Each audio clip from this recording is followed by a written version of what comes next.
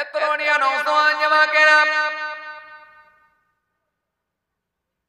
ইয়া মাবরুবির রুগু বাবা রাসূলের করিম কেন নাই নামাজ পড়ে এই জিকির করে এই তাসবিহ পড়ে যারা আল্লাহকে রাজি করে ফেলেছেন তারা একজন আল্লাহর মনোনীত বান্দা হয়ে গেছে। কেননা এই নামাজ পড়েছিলেন কে?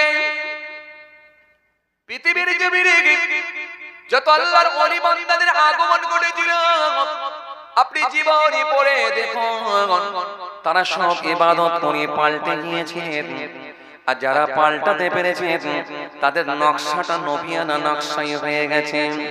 আর নবিয়ানা নকশা যাদের মধ্যে এসে গেছে তারাই তো একজন আল্লাহর মনোনীত বান্দা হয়ে গেছে। তো আপনি নিজেকে নামাজি বলে দাবি করলেন, নিজেকে হাজী সাহেব বলে দাবি করলেন, নিজেকে মাওলানা সাহেব বলে দাবি করলেন, নিজেকে হুজুর সাহেব বলে দাবি করলেন, নিজেকে ইমাম সাহেব বলে দাবি করলেন, নিজেকে নামাজি বলে দাবি করলেন। এখনো পর্যন্ত কিন্তু আপনি পাল্টাতে পারেন না। এই কোরআন হাদিসের মাপকাঠি নিয়ে যদি মেপে নিয়ে দেখা হয় আপনি এখনো পর্যন্ত রাসূলুল্লাহর নকশায় এখনো আসতে পারেন না।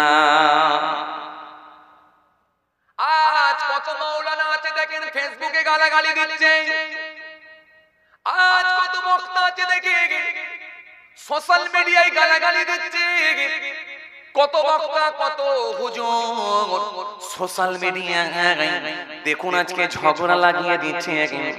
এক বক্তা আর এক বক্তাকে ছাড়ে না, কিভাবে কাদা ছোড়াছুড়ি চলছে।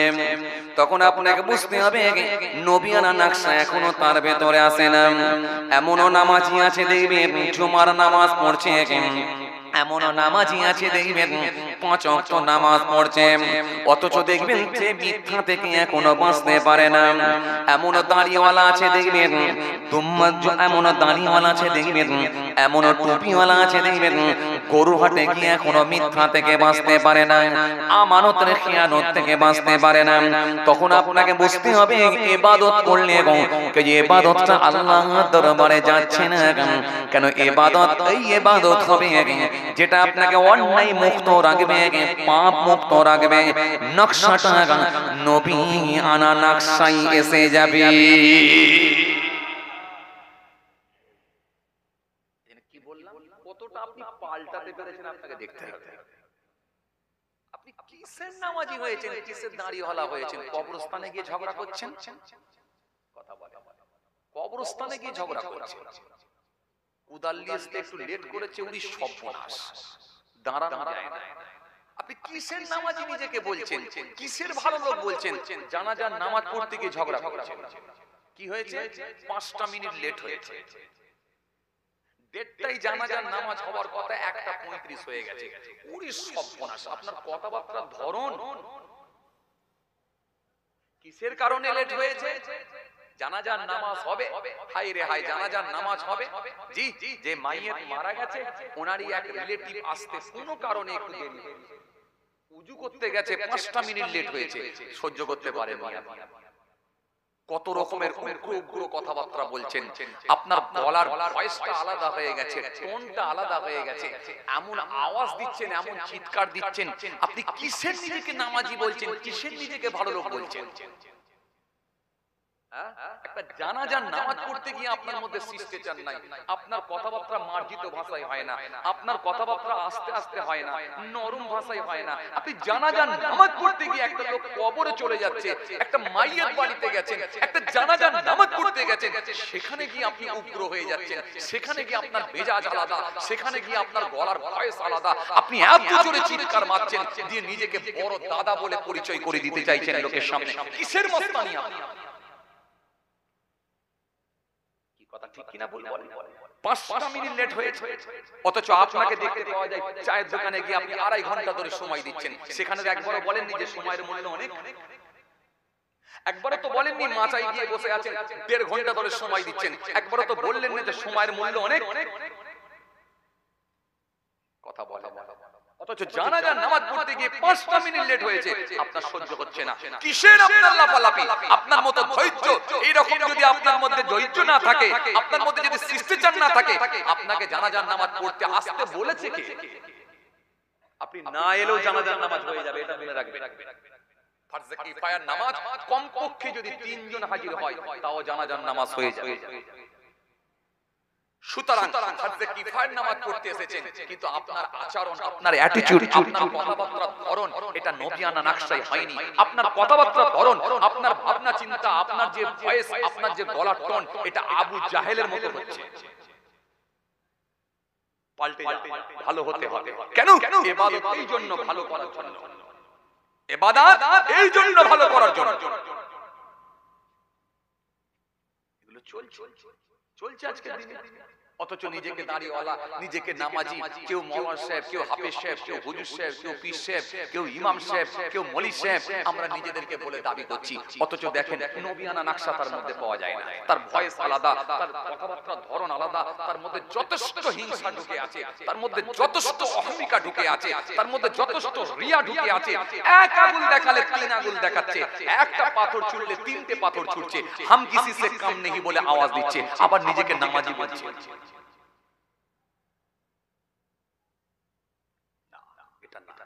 একটা হুজুর সাহেব, একটা মাওলানা সাহেব, একটা হাফেজ সাহেব, একটা মৌলভী সাহেব, একটা ইমাম সাহেব, এইরকম তার আচরণ হতে পারে না। তার মধ্যে নম্রতা থাকবে, তার মধ্যে নম্রতা থাকবে, তার মধ্যে ভদ্রতা থাকবে, তার মধ্যে উদারতা থাকবে, তার মধ্যে নবিয়ানা নকশা থাকবে, তার মধ্যে যথেষ্ট শিষ্টাচার থাকবে, তার কথাবার্তাগুলো মার্জিত ভাষায় হবে, পুরোটাই নবিয়ানা নকশায় হবে। তবেই মনে রাখবেন আপনাকে মানুষ অনুসরণ করবে। কি কথা ঠিক বলছি না ভুল বলছি? ভাইরা আমার, বন্ধুরা আমার, সাথী মহব্বতের ভাইরা, বললে হবে না আমি যা নামাজ পড়ছি জান্নাতে যাব, এত সহজ না। কে বলেছে আপনাকে শুধু নামাজ পড়ে জান্নাতে যাওয়া যাবে? মনে রাখবেন ইবাদত হবে, ওই ইবাদতটা নবিয়ানা নকশাই হতে হবে, নবিয়ানা তরিকায় হতে হবে। আর নবিয়ানা তরিকায় যদি ইবাদত হয়, নবিয়ানা নকশায় যদি ইবাদত হয়, নিশ্চিতভাবে আপনি ভালো হয়ে যাবেন। কিছু কথা বুঝতে পারছেন? ইবাদত হবে নবিয়ানা নকশায়, নবিয়ানা তরিকায়, নবিয়ানা তরিকায় হলে তবে আল্লাহ রাসূলকে পাওয়া যাবে। কেন? আল্লাহ স্পষ্ট বলেছেন, আতাকুম রাসূল ফাখুযুহু ওয়া মা নাহাকুম আনহু ফান্তাহু।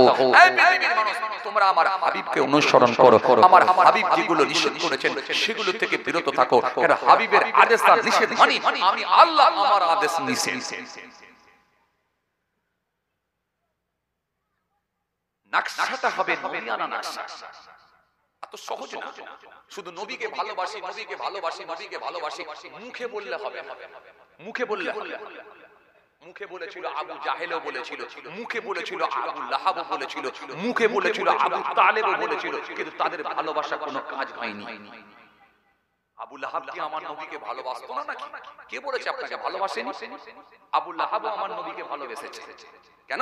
আপনার জানা আছে হযরত রাসূলুল্লাহ সাল্লাল্লাহু আলাইহি ওয়াসাল্লাম যখন জন্মগ্রহণ করেছিলেন, আল্লাহর নবী যখন পৃথিবীর জমিনে ভূমিষ্ঠ হয়েছিলেন, ওই সময় আবু লাহাব গোলাম আজাদ করে দিয়েছিল। আবু লাহাব গোলাম আজাদ করে দিয়েছিল। এটা কেন?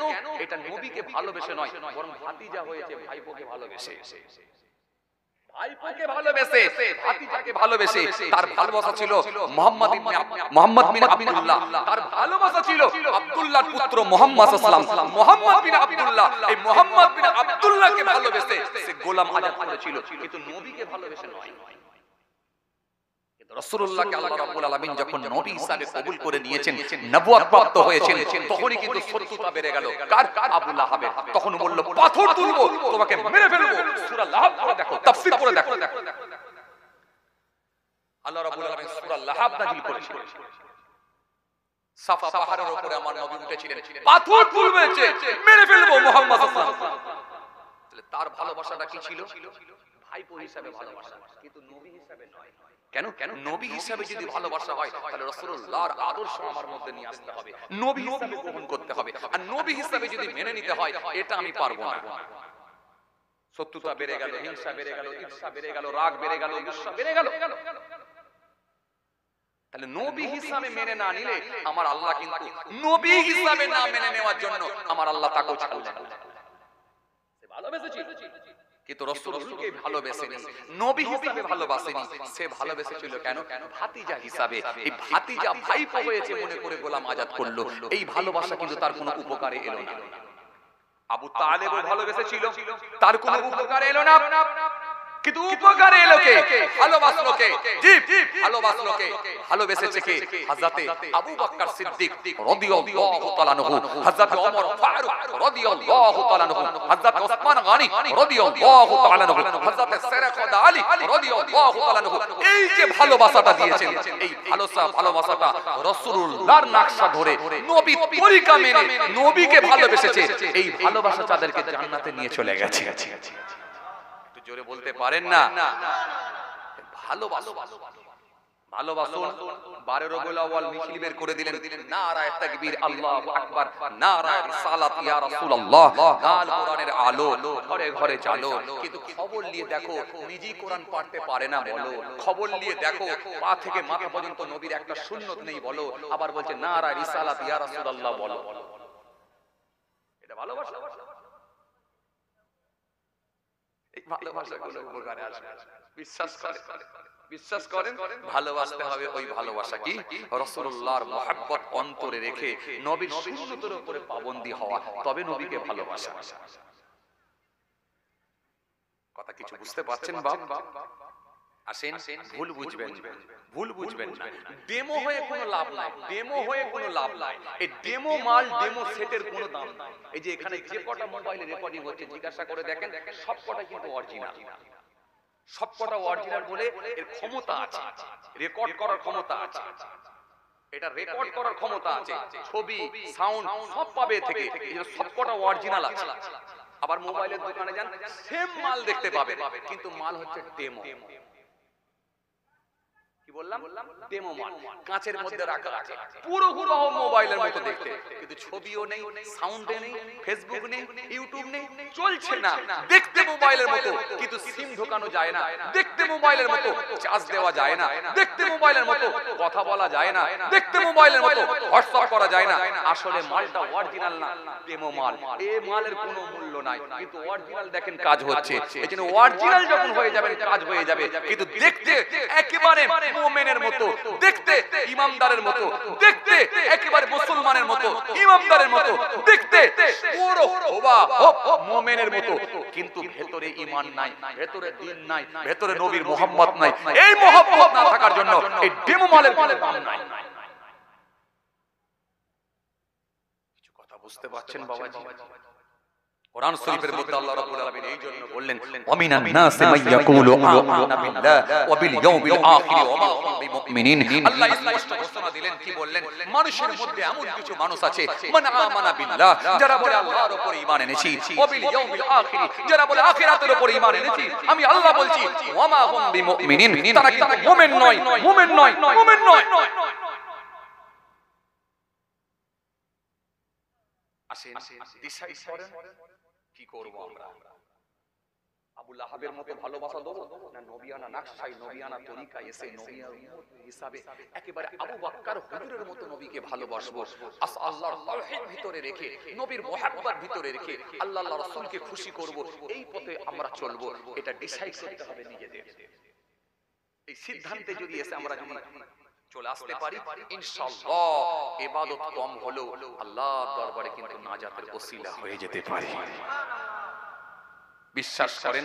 আবার বলছি, বিরাট বড় দাড়ি থাকলে মানেই যে জান্নাতে যাবে এমন নিশ্চয়তা নেই, এমন কোনো গ্যারান্টি নেই।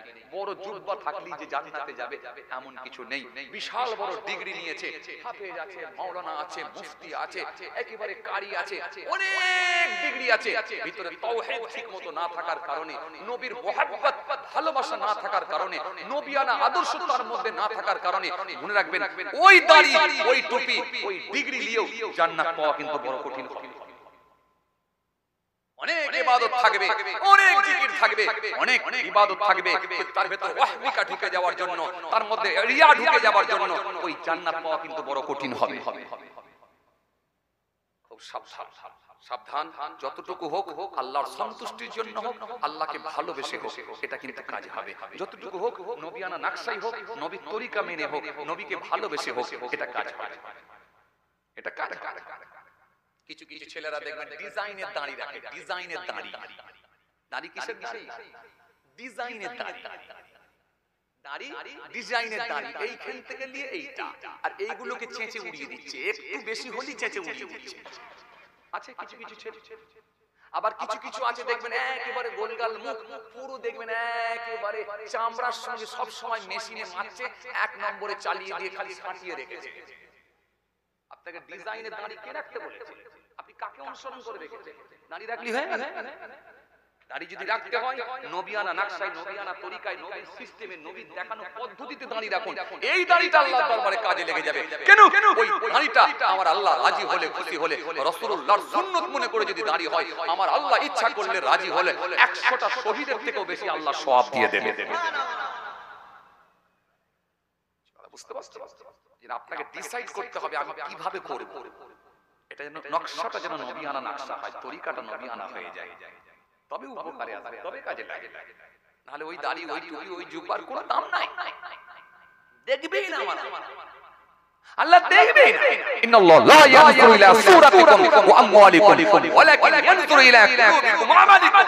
নিশ্চয় আমার আল্লাহ সূরা দেখেন না, ফেস দেখেন না, লুক দেখেন না, গেটআপ দেখেন না, চেহারা দেখেন না। ওয়া আমওয়ালিকুম, তার মালও আল্লাহ দেখেন না। কবিগে জমি, কটা গাড়ি, কটা বাড়ি, কটা জমি, এটা দেখেন না।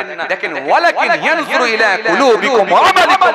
দেখেন কেবলমাত্র মানুষের অন্তর আর কর্মটা দেখে নেন। এই পৃথিবীর জমিনে বান্দার কর্মটা কেমন ছিল আর ভিতরটা কেমন ছিল, আমার প্রতি তার মহব্বত কতটা ছিল, ভালোবাসা কেমন ছিল, আমার নবী ভালোবাসা কার মধ্যে কেমন ছিল, এর ভেতরটা মনটা কেমন ছিল, এই মনটা দেখবে। আর পাশাপাশি তার কর্মটা, কাজটা দেখে নেবে। পৃথিবীর জমিনে কি কাজ করেছে আর মনটা কেমন ছিল, এই দুটোর উপরে ডিসাইড করে আল্লাহ জান্নাত জাহান্নাম ঠিক করবে। কি করবে না?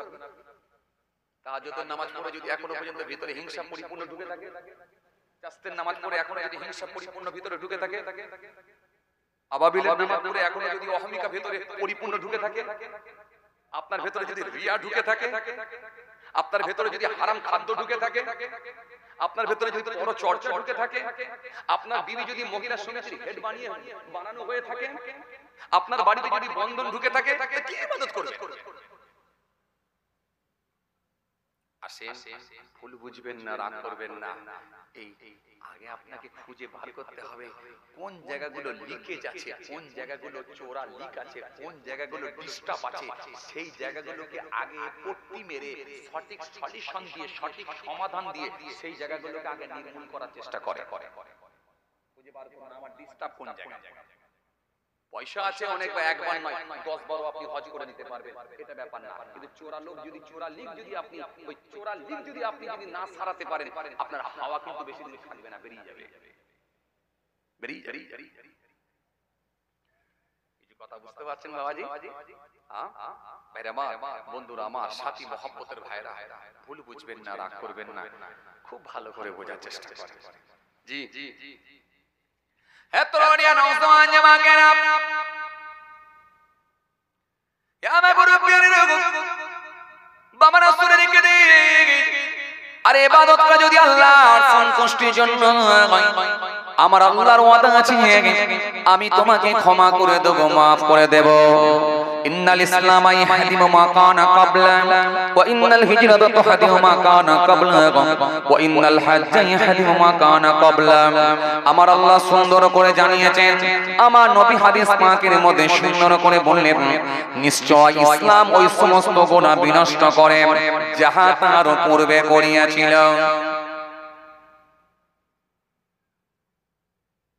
একটা লোকের বয়স হলো 50 বছর, একটা লোকের বয়স হলো 60 বছর, একটা লোকের বয়স হলো 80 বছর। এই 60 বছর বয়স, 50 বছর বয়স, 70 বছর বয়স, কিন্তু মানুষটা হলো গায়ের কম, মানুষটা হলো অমুসলিম, মানুষটা ঈমান আনে না, মানুষটা নবী মানে না, আল্লাহ মানে না, দ্বীন মানে না, শরীয়ত মানে না। গায়ের কম যদি হয় সে তো মানতেও পারবে না, কথা বলে মানবে না। কিন্তু ওই মানুষটা 40 বছর পরে বুঝতে পারলো নিজের ভুল, 50 বছর পরে সে মানুষটা বুঝতে পেরেছে আমার ভুল। সে মানুষটা কোন একটা বুজুর্গ ব্যক্তির কাছে গিয়ে, কোন একজন শায়েখ মাশায়েখের কাছে গিয়ে, কোন একজন আল্লাহওয়ালা ব্যক্তির কাছে গিয়ে হাতে হাত দিয়ে কলেমা পড়েছে, ঈমান কবুল করে নিয়েছে, আল্লাহর প্রতি বিশ্বাস করেছে কি আমানতু বিল্লাহি ওয়া মালাইকাতিহি ওয়া কুতুবিহি ওয়া রাসূলিহি ওয়াল ইয়াউমিল আখির ওয়াল কদরি খায়রিহি ওয়া শাররিহি মিনাল্লাহি তাআলা ওয়াল বা'থি বা'দাল মাউত। বিশ্বাস করেছে ইয়া আইয়ুহাল্লাযীনা আমানু আমিনু বিল্লাহি ওয়া রাসূলিহি ওয়াল কিতাবিল্লাযী নাযালা আলা রাসূলিহি ওয়াল কিতাবিল্লাযী আনজালা মিন ক্বাব ওয়া মান ইয়াকফুর বিল্লাহি ওয়া মালাইকাতিহি ওয়া কুতুবিহি ওয়া রাসূলিহি ওয়াল ইয়াউমিল আখির ফাকাদ দাল্লা দালালান বাঈদ। এই বিশ্বাসটা করে যখন বুজুর্গ ব্যক্তির হাতে হাত দিয়েছে, আল্লাহর উপরে বিশ্বাস করে নিলাম, নবীর উপরে বিশ্বাস করলাম, ফেরেশতাদের উপরে বিশ্বাস করলাম, কিতাব সুরের উপরে বিশ্বাস করলাম, আখিরাতের উপরে বিশ্বাস করে নিলাম, ভালো মন্দ যা হয় আল্লাহর হুকুমই হয় বিশ্বাস করে নিলাম। ওই লোকটা যখন ঈমান কবুল করল, আমার রাসূল সুন্দর করে বললেন, শোনো, ওই ইসলাম ওই লোকটা মেনে নেওয়ার কারণে আমি রাসূল বলি, ইসলাম ওই সমস্ত গুনাহ বিনষ্ট করে যাহা তার পূর্বে করিয়াছিল। ওই মানুষটা ঈমান কবুল করার জন্য তার পূর্বের গুনাহগুলোকে আল্লাহ মাফ করে দেয়। তার পূর্বের গুনাহ ক্ষমা হয়ে যায়, মাফ হয়ে যায়। জি, কেন? ঈমান কবুল করে নিয়েছি। তাহলে এবার বুঝতে পারছেন তো? বুঝতে পারছেন তো? তাহলে আপনি জন্ম থেকে ঈমান নিয়ে এসেছেন। আপনি যখন মায়ের পেট থেকে যখন ভূমিষ্ঠ হয়েছেন, মুসলমান ঘরেই আপনি জন্মগ্রহণ করেছেন। জি, আপনি একটু একটু করে বড় হচ্ছেন, আপনাকে দ্বীন শেখানো হচ্ছে, দ্বীন শেখানো হচ্ছে আপনাকে। আপনি দ্বীন মেনে বড় হয়েছেন, আর একজন দ্বীন মেনে বড় হয় না।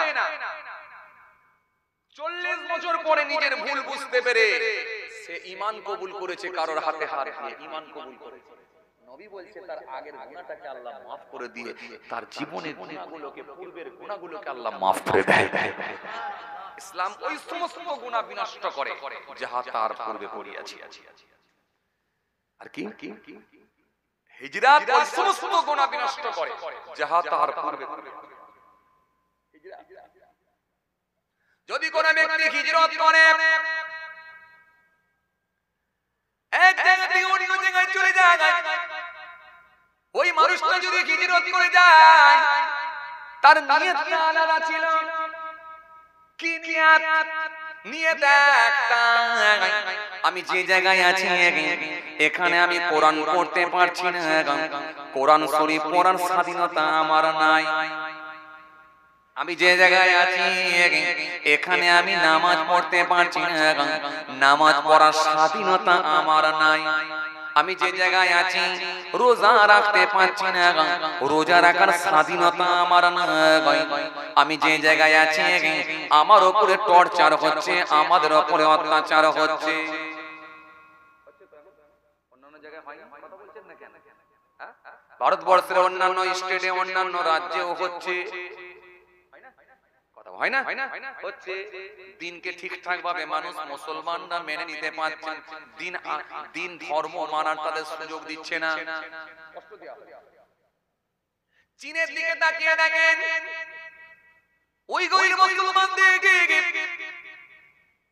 তাদেরকে যেভাবে নিধন করা হচ্ছে, যেভাবে হত্যা করা হচ্ছে, চীনের দিকে তাকান, পৃথিবীর অন্যান্য দেশের দিকে তাকান, দিনকে তারা দিন মেনে চলা তাদের জন্য বড় কষ্টকর হয়ে যাচ্ছে, দিন মেনে চলা তাদের জন্য বড় কঠিন হয়ে পড়েছে। কথা বলে, দিন মেনে চলা তাদের জন্য বড় কঠিন হয়ে যাচ্ছে। এই কয়েকদিন আগে আমি দেখছিলাম আসামের জমিনে আসামের সরকার সেখানে জানিয়ে দিয়েছে জুমার দিনে জুমার নামাজ পর্যন্ত পড়ার সুযোগ দেওয়া হবে না, টাইম দেওয়া হবে না। এগুলো চলছে। এই জন্য আমার নবী কত দূরদৃষ্টি সম্পন্ন নবী, ১৫০০ বছর আগে আমার নবী জানিয়ে দিলেন, কি বললেন? যদি কোনো ব্যক্তি হিজরত করে এক জায়গা থেকে আর এক জায়গায় চলে যায়, এটা যদি আল্লাহ আল্লাহ রাসূলের জন্য যদি হয়ে যায়, আমি রাসূল বলছি হিজরত ওই সমস্ত গুনাহ বিনষ্ট করে যাহা তার পূর্বে করিয়াছিল। এই যে হিজরত করে যখন এক জায়গা থেকে অন্য জায়গায় চলে যাবে, আমার নবী জানিয়ে দিলেন আমার আল্লাহ খুশি হয়ে গিয়ে তার পূর্বের গুনাহগুলোকে আল্লাহ মাফ করে দেয়, ক্ষমা করে দেয়।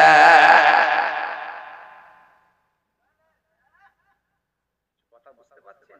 তাহলে মানার মতো মানতে পারলে খুব সহজ।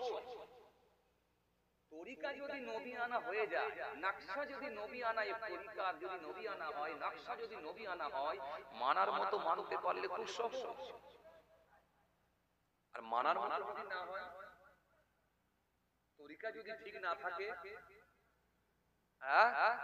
সিস্টেম যদি ঠিক না থাকে, পদ্ধতি যদি ঠিক না থাকে, মৃত্যুর আগের দিন পর্যন্ত ইবাদত করে কাটাবেন, নিঃশ্বাস বন্ধর আগে পর্যন্ত নামাজ পড়ে কাটাবেন, কিন্তু কাজ নাও হতে পারে। কিছু কথা বুঝতে পারছেন? তাহলে আপনি তরিকা ঠিক রেখে যখন চলে যাচ্ছেন, ব্যাস এবারে এটাকে ঘুরিয়ে দেন। আপনি আছেন লতার বাগানে হারোয়াই, আপনি মনে মনে ভাবলেন এই হারোয়া থেকে একটু রাজারহাটে একটা ফ্ল্যাট কিনে ফেলি, রাজারহাটে গেলে অনেক বেটার জায়গা হবে, রাজারহাটে আমার ইনকামটাও ভালো হবে, রাজারহাটে যদি একটা ফ্ল্যাট কিনে বসবাস করতে পারি, ছেলে মেয়েগুলো ভালো পড়াশোনাও করতে পারবে, ছেলে মেয়েগুলো ওখানে ভালো বেশ পড়াশোনাও করতে পারবে, পাশাপাশি ভালো টিচারও মিলবে, সব দিক দিয়ে বেটার জায়গা হবে।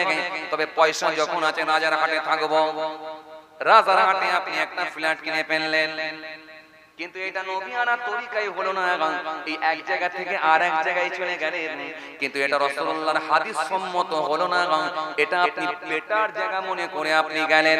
এই জন্য এক জায়গা থেকে অন্য জায়গার যাবার জন্য আপনি কোনো সওয়াব কোনো নেকি পাবেন না। আর যদি আপনি মনে করেন হারোয়ায় আমি আছি, এই জায়গায় আমি স্বাধীনভাবে দিন পালন করতে পারছি না, কেউ আমার উপরে চড়াও হচ্ছে, কেউ আমাকে দিন পালন করতে দিচ্ছে না, যে কোনো ভাবে হোক আমার উপরে অ্যাটাক করছে, যেগুলো অন্যান্য দেশে চলছে কি চলে না, অন্যান্য রাজ্যে চলছে, তখন যদি আপনি এই রকম সিচুয়েশনের মধ্যে পড়েন, তখন যদি আপনি এক জায়গা থেকে আরেক জায়গায় চলে যান, তাহলে নবীর হাদিস থেকে প্রমাণ হয়ে গেল, আমার নবী বললেন হিজরত ওই সমস্ত গুনাহ বিনষ্ট করে যাহা তার পূর্বে করিয়াছিল। এই হিজরত করে এক জায়গা থেকে আরেক জায়গায় যাওয়ার জন্য আমার নবী বললেন আগের গুনাহগুলো আল্লাহ মাফ করে দেয়। কিছু কথা বুঝতে পারছেন বাবাজি? হ্যাঁ, তাহলে আপনাকে আমি কি বোঝাতে চাইছিলাম, আপনি যা করবেন নবিয়ানা নকশায় করবেন, তরিকা নবিয়ানা তরিকাই না হলে কোনো উপকারে আসবে না। নবিয়ানা তরিকাই করলে আপনার জন্য আলাদা বেনিফিট, আলাদা সারপ্রাইজ, আলাদা আপনার জন্য পুরস্কার যদি নবিয়ানা তরিকাই হয়। নবিয়ানা তরিকাই হবে, কাজ আলাদা ইনশাআল্লাহ, কোনো টেনশন নাই। খালি ইবাদতটা যাই হবে নবিয়ানা নকশায় হবে, প্রত্যেকটা ভালো কাজ যা হবে নবিয়ানা তরিকায় হবে। কিছু কথা বুঝতে পারছেন ভাইরা আমার, বন্ধুরা আমার, সাথী মহব্বতের ভাইরা, আমি খুব ছোট ছোট করে আলোচনা করছি, খুব ভালো করে বুঝতে হবে। নবিয়ানা তরিকায় হবে, নবিয়ানা নকশায় হবে। আপনি দুপুরবেলা জোহরের নামাজ পড়তে যাচ্ছেন, আপনি একজন নামাজি, জোহরের নামাজ পড়তে যাচ্ছেন কোথায়? মসজিদে। আপনার পাশের বাড়ির ছেলেটা আর ওই পাশের বাড়ির ছেলেটা, তিনজন মিলে দেখা যাচ্ছে মাচায় বসে আছে। ছেলেটাকে একবার নক করুন, একবার চেষ্টা করুন, ছেলেটাকে বলুন বাবা ছেলে, হ্যাঁ কদিনের দুনিয়া, এই তো সব মানুষ পটাপট করে মরে যাচ্ছে, চলো না বেটা আজকে জোহরের নামাজটা একসঙ্গে পড়ি। এটা নক করুন, চেষ্টা করুন। বাক্যের মধ্যে পাওয়া যায়, ওই ছেলেটাকে বুঝিয়ে যদি আপনি মসজিদে নিয়ে যেতে পারেন। হযরত আবু হুরায়রা রাদিয়াল্লাহু তাআলা আনহু থেকে বর্ণিত একটা হাদিস এসেছে, আল্লাহ নবী সুন্দর করে বললেন, তার ডাকে সাড়াদানকারী যে পরিমাণ সওয়াব পাবে, যিনি ডেকে নেক রাস্তা দেখিয়েছে তাকে আল্লাহ খুশি হয়ে গিয়ে ডবল সওয়াবের হকদার করবে। জোরে বলতে পারেন না? প্রশ্ন আসবে, হুজুর তাহলে আমাকে যদি ডবল দেয়া হয় তাহলে ও কি কিছুই পাবে না? ও যখন কষ্ট করে গেল ও কি কিছুই পাবে না? পাবে না? হ্যাঁ, ও কিচ্ছু পাবে না, আমাকে দুটো দেয়া হবে। আমার বন্ধুকে আমি ডেকে বুঝিয়ে কষ্ট করে ওকে যে মসজিদে নিয়ে গেলাম, মাগরিবের নামাজ পড়ে না পড়ে ও চলে যাচ্ছিল চায়ের দোকানে, ও চায়ের দোকানে যাওয়া বন্ধ করে দিয়ে ওকে আগে মসজিদে ঢুকালাম। মসজিদে চ ভাই আজকে নামাজ পড়বো তারপরে চা খেতে যাব, এই কথা বলে যখন মসজিদে ঢুকিয়েছি, তাহলে হুজুর ও কি কিছু পাবে না? ও আগে থেকে পড়ে না বলে কিছু পাবে না? না, কে বলেছে পাবে না? আমার আল্লাহর ভান্ডারে কোনো অভাব নাই, আমার আল্লাহর ভান্ডারে কোনো অভাব নাই। আমার আল্লাহ খুশি হয়ে দেবে, ও যতটা পানেও না, যতটা পাও না, আমার আল্লাহ ওকে ততটাই দেবে।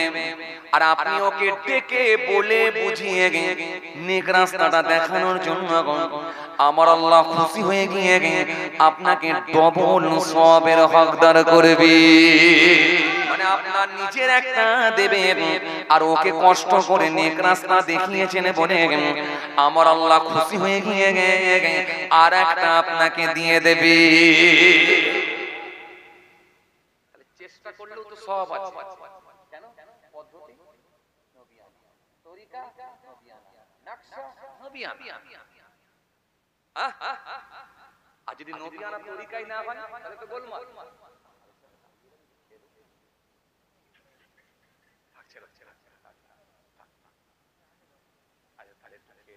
কষ্ট করে নিয়ে এলো, আমার সে ওয়াজে ঝুঁকে থাকি তো সব টাইম চলে যায়, কথা বুঝতে পারছি। হাবিসে কষ্ট করে চাটা নিয়ে এলো, বুঝতে পারছো? ভাইরা আমার, যে কথা বোঝাতে চাইছিলাম খুব খেয়াল করে, তাহলে কি বোঝাতে চাইছি? নকশা হবে রাসূলুল্লাহ, তরিকা হবে নবিয়ানা। এবার যদি গোলমাল করেন, বড় লোকিয়ানা চাল মারেন, বড় লোকিয়ানা চাল বুঝেন? হ্যাঁ, কিরকম চাল বলেন তো? বড় লোকিয়ানা কিরকম? জুম্মার দিনে আপনি মসজিদ থেকে বেরোচ্ছেন, বিরাট চেহারা, বিরাট পয়সা, বিরাট চেহারা, বিরাট পয়সা, বিরাট ডিগ্রি, তিনবার হজ করেছেন, চিন্তা ভাবনা আলাদা আলাদা, কথা বলে না। আবার এলাকার টপ র্যাঙ্কের হাজী সাহেব তিনবার হজ করেছে, 6 বার উমরা করেছে, বিরাট ব্যাপার, পয়সাও আছে, এলাকায় বেরোলি সবাই হাজী সাহেব হাজী সাহেব হাজী সাহেব করে লোক জড়া হয়ে যায়, ভাবনা চিন্তা আলাদা। কি হলো? আপনি এই জুম্মার দিনে মসজিদ থেকে হাজী সাহেব বেরিয়ে আসছে, আর একটা বেচারা ছেলে, সে বেচারা এই মুদিখানা দোকানটা বন্ধ করে সবে মাত্র সেই তালা চাবি মেরে দিয়ে সাইকেলে চেপে উঠেছে, আর হাজী সাহেব একা একা। কথা বুঝছেন না? হাজী সাহেব একেবারে সেখানে সুন্নাত নামাজ পুরো কমপ্লিট করে দিয়ে মসজিদ থেকে বেরিয়েছে, আর হাজী সাহেবের সঙ্গে দেখা। এই ছেলে পুরো সর্বনাশ, হাজী সাহেবের তো পিকা পালা, পয়সা আছে, পয়সাও আছে, সম্মানও আছে, ডিগ্রিও আছে, এলাকার লোকও মানে। মনে রাখবেন, দুই ধরনের মানুষ পাওয়া যায়। মানুষ মানে দুইটা কারণে। কটা কারণ? দুটা কারণ। একটা হচ্ছে, মনে রাখবেন, শ্রদ্ধাই মানুষ মানে। কথা কিছু বুঝতে পারছেন? শ্রদ্ধা কিসের? শ্রদ্ধা, ভালোবাসা, লোকটার কথাবার্তা, লোকটার ইবাদত, লোকটার নামাজ, লোকটার চলাফেরা আমাকে খুব ভালো লাগে, লোকটা খুব আল্লাহওয়ালা, এটা হচ্ছে অন্তর থেকে শ্রদ্ধা। এই শ্রদ্ধাই একটা ভালোবাসা, শ্রদ্ধাই মানুষ ভালোবাসে। আর একটা কি জানেন? চাপে পড়ে ভালোবাসা। এই চাপে পড়ে ভালোবাসাটা কিন্তু এর লংজিভিটি নাই। যেমন নেতাদেরকে লোক সামনাসামনি ভালোবাসে, এটা চাপে পড়ে, নাহলে মারতে হবে। কথা বলে না, এটা লেটে বোঝে না, নালে মেরে হেলো হেলো গ্রাম ছাড়া কথা বলছেন না কেন? হ্যাঁ, চাপে পড়ে ভালোবাসা আর অন্তর থেকে শ্রদ্ধাই ভালোবাসা দুটো এক না। পীর আউলিয়া কেরামদেরকে মানুষ শ্রদ্ধা করত, অন্তর থেকে ভালোবাসত। থেকে ভালো শ্রদ্ধা আল্লাহর ওলি। উফ, আমি এনার কাছে থেকে দেখেছি কত বড় আল্লাহর ওলি। আমি আজ না, আমি এনার কাছে প্রায় 5 বছর আসা যাওয়া করছি, 5 বছর আসা যাওয়া করছি। উফ, জীবনে মুখ দিয়ে লোকটার গালাগালি দিতে দেখিনি, জীবনে কাউকে মিথ্যা বলতে দেখিনি, জীবনে ধার খেয়ে পয়সা না দিয়ে চলে যেতে দেখিনি। এই আল্লাহর ওলি, ইবাদত কি আমি আড়াল থেকেও ফলো করে দেখেছি, নিশ্চিতভাবে মানুষটা খুব ভালো, তার প্রতি আপনার একটা শ্রদ্ধা জন্মে গেল। কথা কিছু বুঝতে পারছে? আসা যাওয়া শুরু হয়ে গেল। পীর আউলিয়া কেরামরা, যত আল্লাহর মাহবুব বান্দারা, যত পীর মাশায়েখরা, সব এইভাবেই তাদের প্রচার প্রসার হয়েছে। এদিকে ইউটিউবে প্রচার প্রসারও করতে হয়নি, ইউটিউবের যুগ ছিল না তখন। কথা বলে, ক্যামেরার যুগ ছিল না, ইউটিউবের যুগ ছিল না। আজকে দেখছেন না কিছু মানুষদের বেফাস মন্তব্য করছে মাইকে উঠে, ভাইরাল ভাইরাল কথা কি হবে, কথা কি বলে, কি হবে, viral viral viral viral viral কথা বুঝছেন না?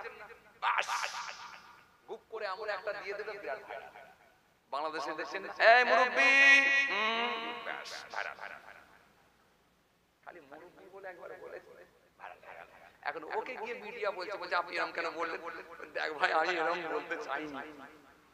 দেখো ভাই, আমি ওই মনে করে বলিনি, আমি লোকটা উঠে পালাচ্ছে খালি বলেছি আই মুরব্বি, এটা ঠিক হবে না, বসো। বলছি এইভাবে যে বলতে গিয়ে ভাইরাল হয়ে যাবো, আমি জানবো কি করে ভাইরাল। কথা বুঝতে ভাইরাল হওয়ার সিস্টেম এখন অন্যরকম হয়ে গেছে।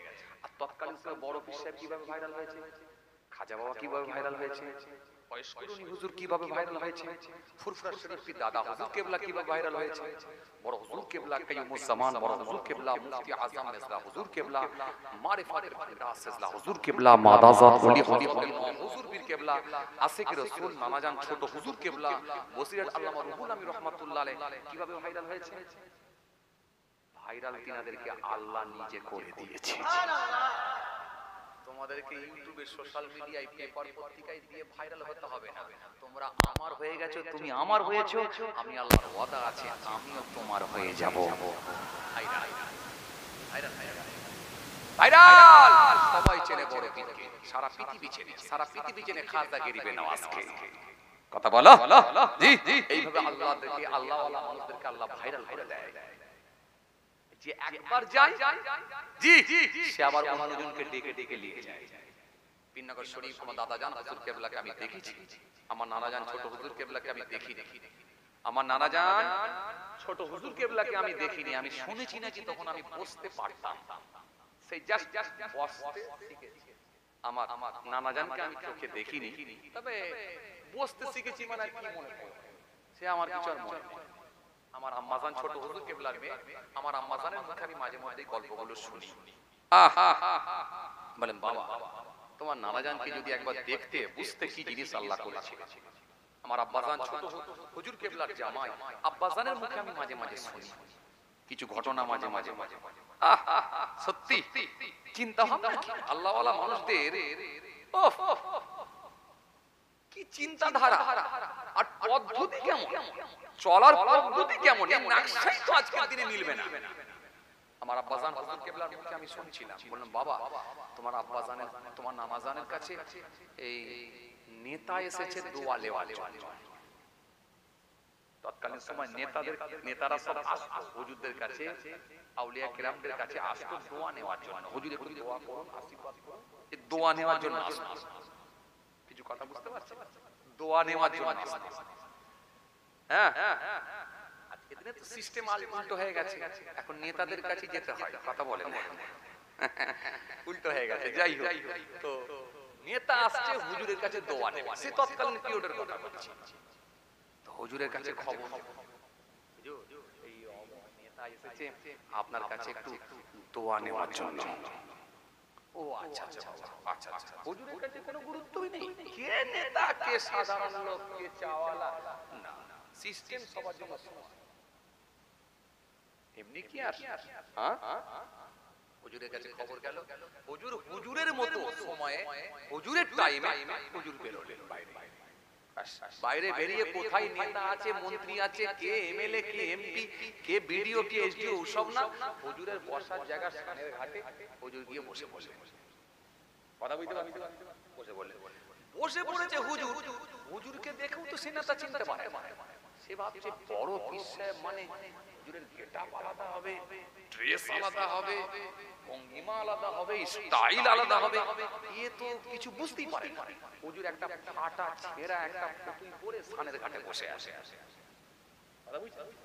লোকজন এসে হুজুরের খাদেম মুরিদরা ভক্তরা সব এসে হুজুর আসসালামু আলাইকুম, কেউ পায়ে হাতে কদম বসি, হুজুর দোয়া করুন, দোয়া করবেন। এখন নেতা জিজ্ঞাসা করছে, হ্যাঁ পীর সাহেব কোনটা? বলে ওই তো যেটা বসে আছে। বলে ওই যে ফাটা ফতুইটা পরে বসে আছে, ছেঁড়া ফতুইটা জামাটা পরে ওইটা? বলে হ্যাঁ ওইটা। বলো কি ওটা পীর সাহেব? বলে হ্যাঁ।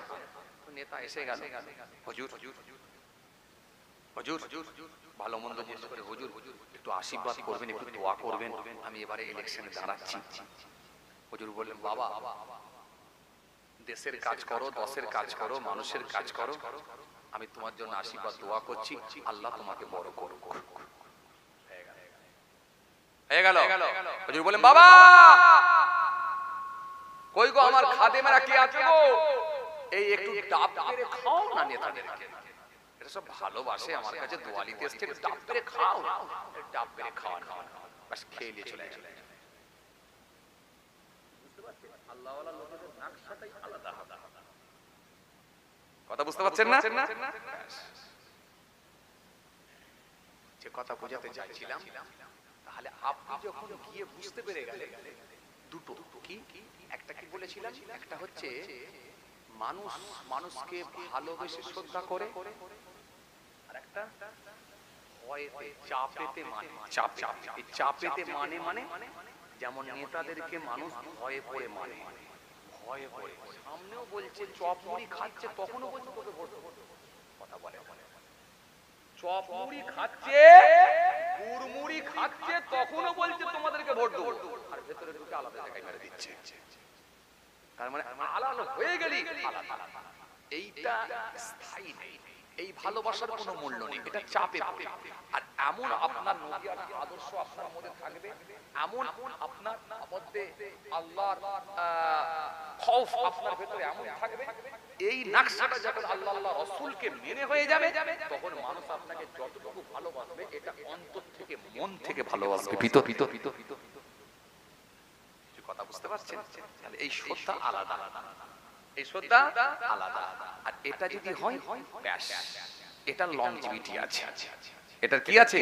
লং।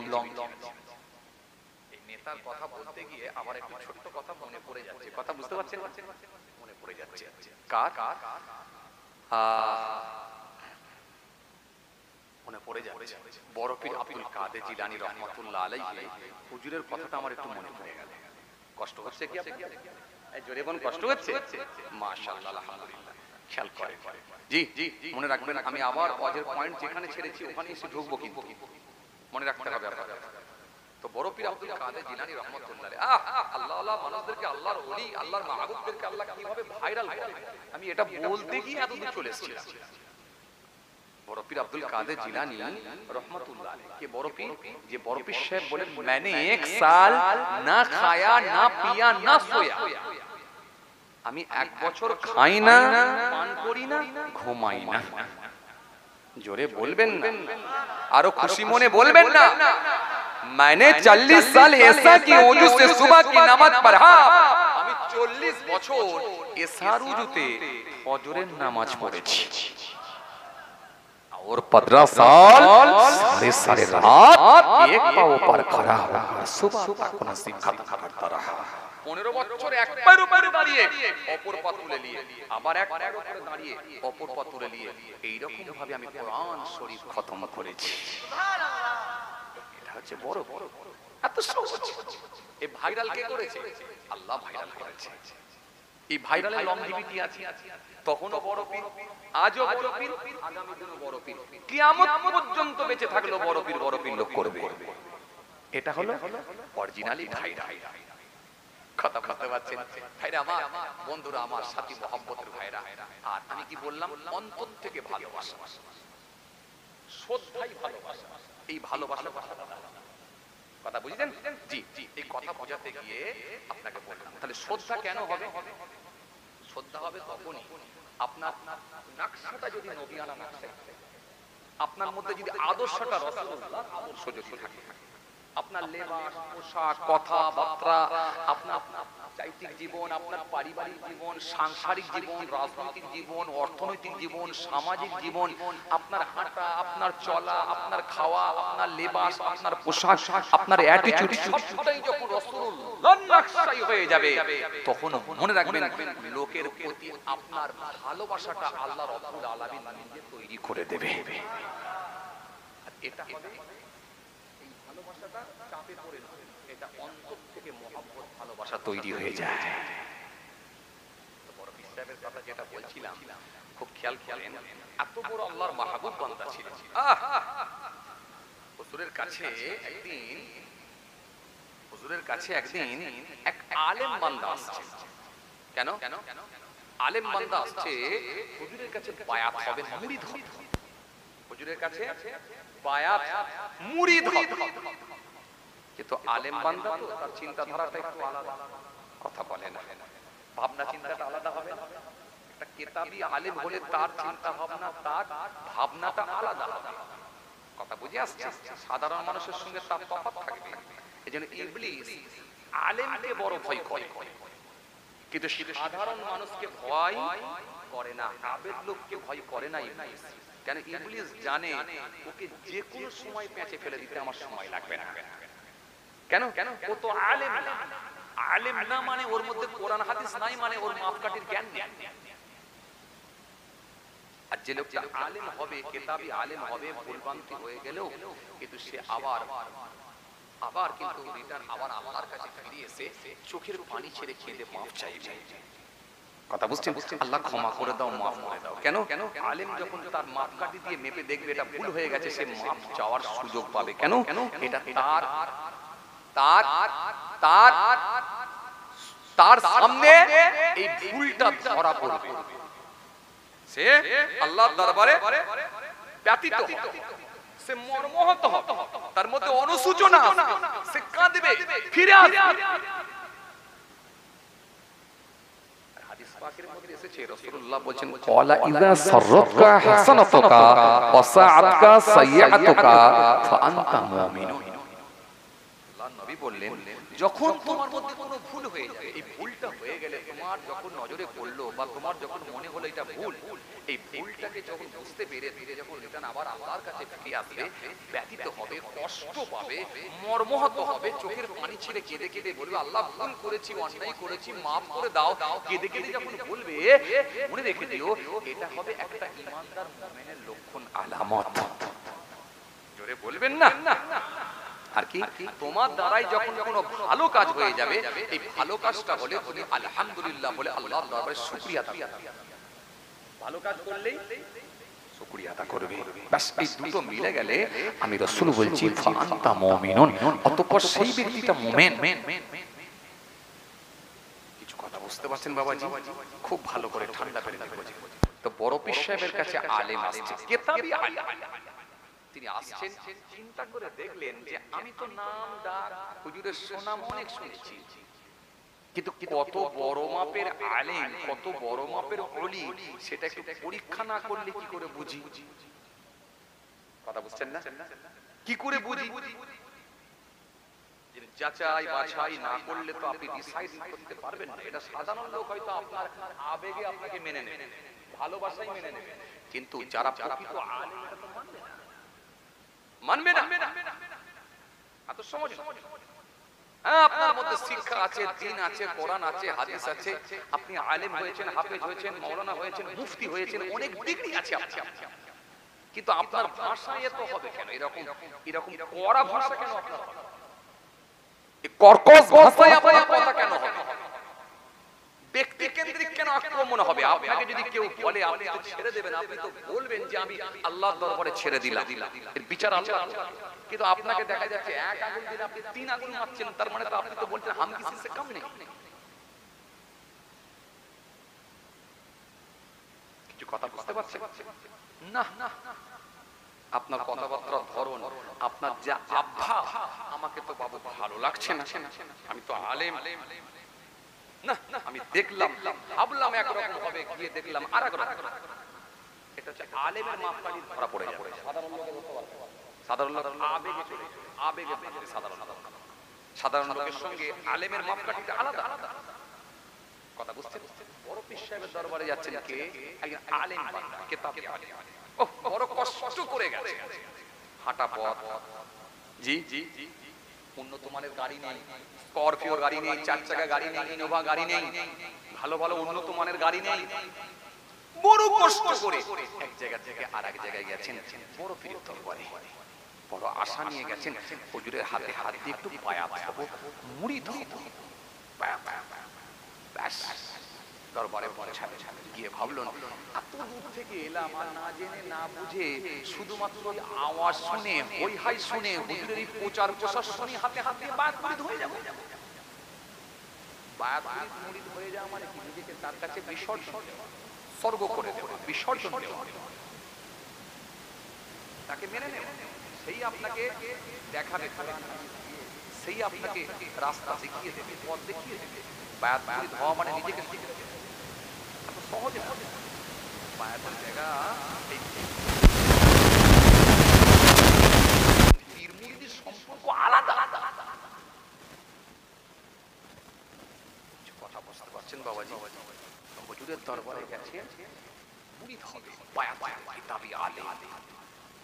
কিন্তু নাম ডাকতে অনেক শুনেছি, একটু যদি মিলিয়ে না দেখি কেমন করে আমি বায়াত মুরিদ হব? সহজ আলেম বান্দা, এই বললাম না, আলেম বান্দা চিন্তাধারাটা আলাদা হয়। যে ইবলিস আলেমকে ভয় করে, 1000 আবেদকে ভয় করে না, বরং একটা আলেমকে ইবলিস ভয় করে। কেন? একটা আলেম সে নিজের পাপ হলো সংশোধন করে নেবার জায়গা পেয়ে যাবে, কিন্তু একটা জাহেল লোক ইবাদত থাকলেও, আবেদ লোক হলেও, সে কিন্তু ইবাদত করেছে কোরআন হাদিসের জ্ঞান না থাকার কারণে, যে কোনো মুহূর্তে তাকে পথভ্রষ্ট করে দিতে ইবলিসের বেশি সময় লাগবে না। এমন কথা মুখ দিয়ে বলিয়ে দেবে যেটা কোরআন হাদিস বহির্ভূত কথা বলা, এমন কিছু কাজ তাকে দিয়ে করিয়ে নেবে যেটা কোরআন হাদিস বহির্ভূত কোনো কাজ। আপনি বুঝতে পারবেন, আর আপনার ভুলটাও আপনার ছাঁকনি জালে ধরাও করবে না, যেটা আমি ভুল করে ফেলেছি। কিছু কথা বুঝতে পারছেন? খুব চাপ। আর বায়াত মুরিদ হওয়া কেন? এই পীর মুরিদের সম্পর্ক হলে হাক্কানি আলেম যদি হয়, কিতাবি আলেম, তার কাছে গিয়ে যখন বলবে হুজুর আমি এটা বলে ফেলেছি বা এটা করাটা ঠিক হয়েছে, হুজুর পথটা দেখাবে, রাস্তাটা দেখাবে, না বাবু এটা ভুল করে ফেলেছে, তওবা করে আল্লাহর কাছে ফিরে এসো। আবার এই বায়াত মুরিদটা তো আজকের দিনে একটা শ্রেণীর মাওলানা উলামারা, আবার আজকের দিনে একটা কিছু যে নতুন নতুন শায়েখ বেরিয়েছে না, ইউটিউবে শায়েখ কথা বলে না, ইউটিউবের আবার শায়েখ বেরিয়েছে না, এরা আবার বলে এই সব আবার কি, আমি নামাজ পড়বো, রোজা রাখবো, ডাইরেক্ট জান্নাতে ঢুকবো। না বাবা, তুই যদি মনে করিস যে ডাইরেক্ট তোর জন্য রাস্তা খোলা, বাবা যা, আমার আপত্তি নেই, যেতে পারলে যা, অসুবিধা কি আছে? যেতে পারলে যা, আমার আপত্তি কি আছে? আমি কেন বলতে যাব না? আমি ঝগড়া বিবাদ অশান্তি পছন্দ করি না, কাদা ছোড়াছুড়িটাও আমি পছন্দ করি না, আমি কাউকে ব্যক্তি কেন্দ্রিক কোনো কথা করি না, কারোর সঙ্গে আমার মনোমালিন্য ঝগড়াও নেই, আলহামদুলিল্লাহ সবার সঙ্গে সুসম্পর্ক। তবে আমি একটা সিস্টেমে চলছি, কি সিস্টেমে? যারা মনে করি যে হ্যাঁ এটা নবী বিরোধী কথা বলে, এ ওলি বিরোধী কথাবার্তা বলে, এর মধ্যে আমার কিছু মনে হয়েছে যে এই সিস্টেমের বাইরে চলছে, আমি তার সঙ্গে ওয়াচ করি না, জলসা করি না, ওয়াচ করি না, কিন্তু আমি ঝগড়াও করি না, ঝগড়া করার লোক আমি না, কিন্তু ওয়াচ করি। আমার মনে যদি হয় যে কোরআন হাদিস বহির্ভূত কথাবার্তা হচ্ছে, কোরআন হাদিসের নকশাই কিন্তু হচ্ছে না, আমার সঙ্গে তার সঙ্গে কোনো সম্পর্ক থাকতে পারে না। কেন? মান আহাব্বা লিল্লাহ ওয়া আগবাদা লিল্লাহ ওয়া আতা লিল্লাহ ওয়া মানা লিল্লাহ ফাকাদ ইসতাকমাল আল ঈমান।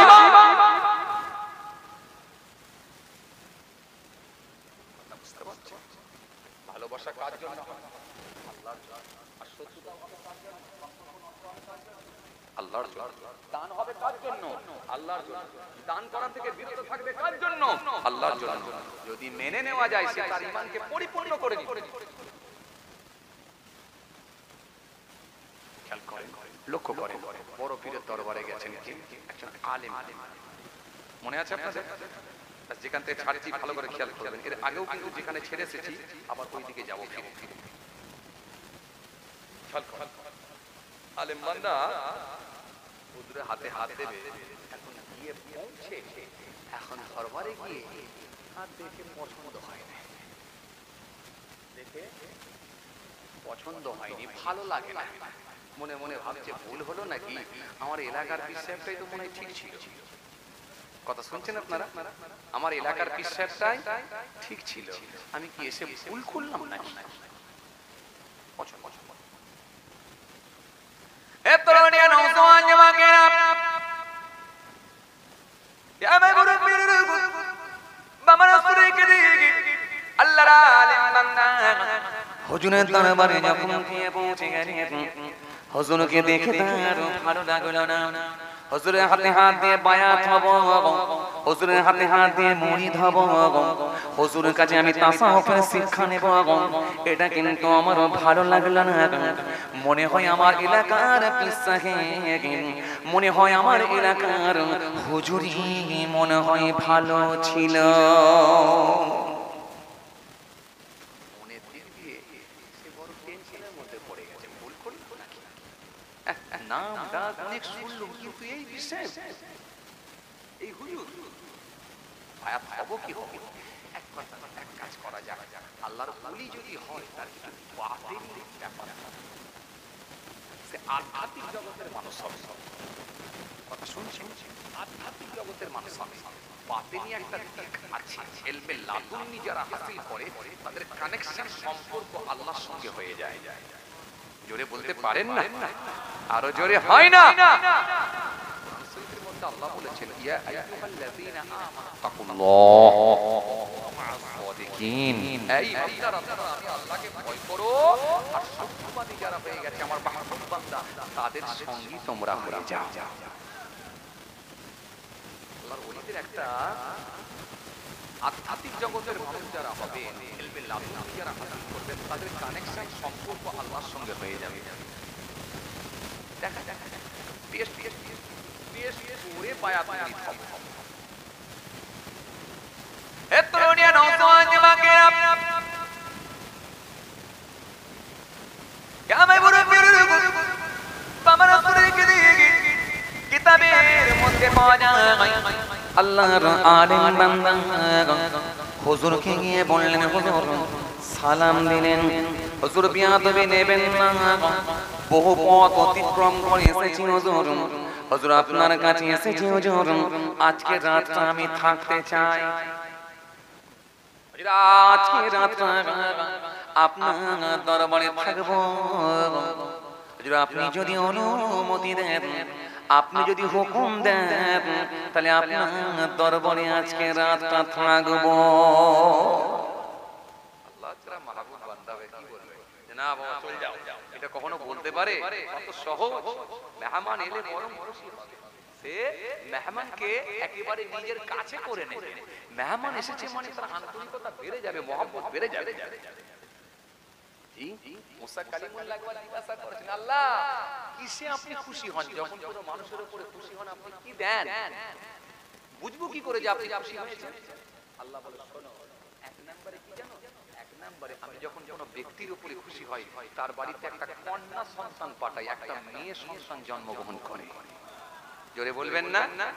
আর মেয়ে হলে আমরা কিছু মানুষ বেজা নাক এই মুখ সিটকাই না, কথা বলে। সেদিন এক জায়গায় কোথায় গেলাম, বলছে হুজুর একটু মেয়েদেরকে নিয়ে বলবেন। আমি কি সমস্যা? বলে মেয়ে হলে যেন এই এলাকার মানুষগুলো, হুজুর সব বলছি এলাকার মানুষগুলো যদি মেয়ে হয়ে যায়, বাড়িতে যদি মেয়ে হয়, এত তারা অসন্তুষ্ট হয়, এত রুষ্ট হয়, তাদের মধ্যে যেন মেয়ে হয়েছে মানে বিরাট বেজার, যেন কি একটা ভুল কাজ হয়ে গেছে। তওবা তওবা তওবা আস্তাগফিরুল্লাহ। হ্যাঁ, মহিলা দরকার নাই, মেয়ে দরকার নাই। হ্যাঁ, মায়েশা সিদ্দিকা রাদিয়াল্লাহু তাআলা আনহাকে জিজ্ঞাসা করা হয়েছিল, মা হুজুর আম্মাজান মেয়েরা যত বড় আবেদা হোক না কেন, মেয়েরা কিন্তু কখনো নবী হতে পারবে না। মায়েশা সিদ্দিকা কি উত্তর দিয়েছিল জানেন? কি সুন্দর উত্তর। মা আয়েশা সিদ্দিকা বলেছিলেন, আম্মাজান আয়েশা সিদ্দিকা রাদিয়াল্লাহু তাআলা আনহা বলেছিলেন, শোনো, মেয়েরা যত বড় আবেদা হোক, যত বড় কামেলা হোক, যেমন নবী হতে পারে না ঠিকই, কিন্তু মেয়েরাই নবীদের মা হয় এটাও ঠিকই। নবীদেরকে পেটে করে নিয়েছে, মেয়েরাই নবীদের মা হয়েছে, এটাই ঠিকই।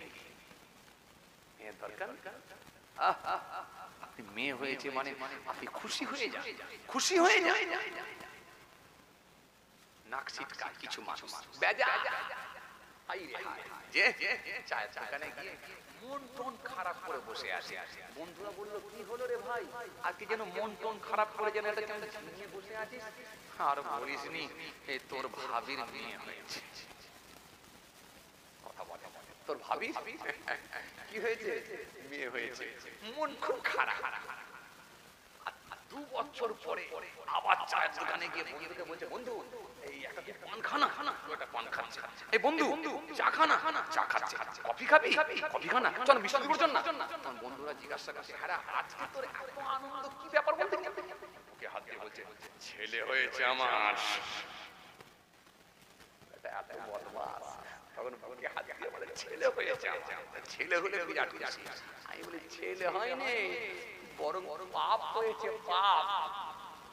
বড় হলে যদি ছেলের মতো ছেলে যদি না হয়, তাকে যদি দিদি শিক্ষা না দিতে পারো না, এমন পিটবে পুরো বয়সে, তুমি কোন দিকে যাবে খুঁজে পাবে না রাস্তা।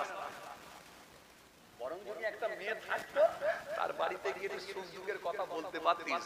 দুদিন মেয়ের বাড়িতে গিয়ে থাকতিস, তাও মেয়ে হলে তোর মন খারাপ, মেয়ে হলে মন খারাপ হবে, আল্লাহ তোকে দেয় না। কথা বুঝতে পারছেন না?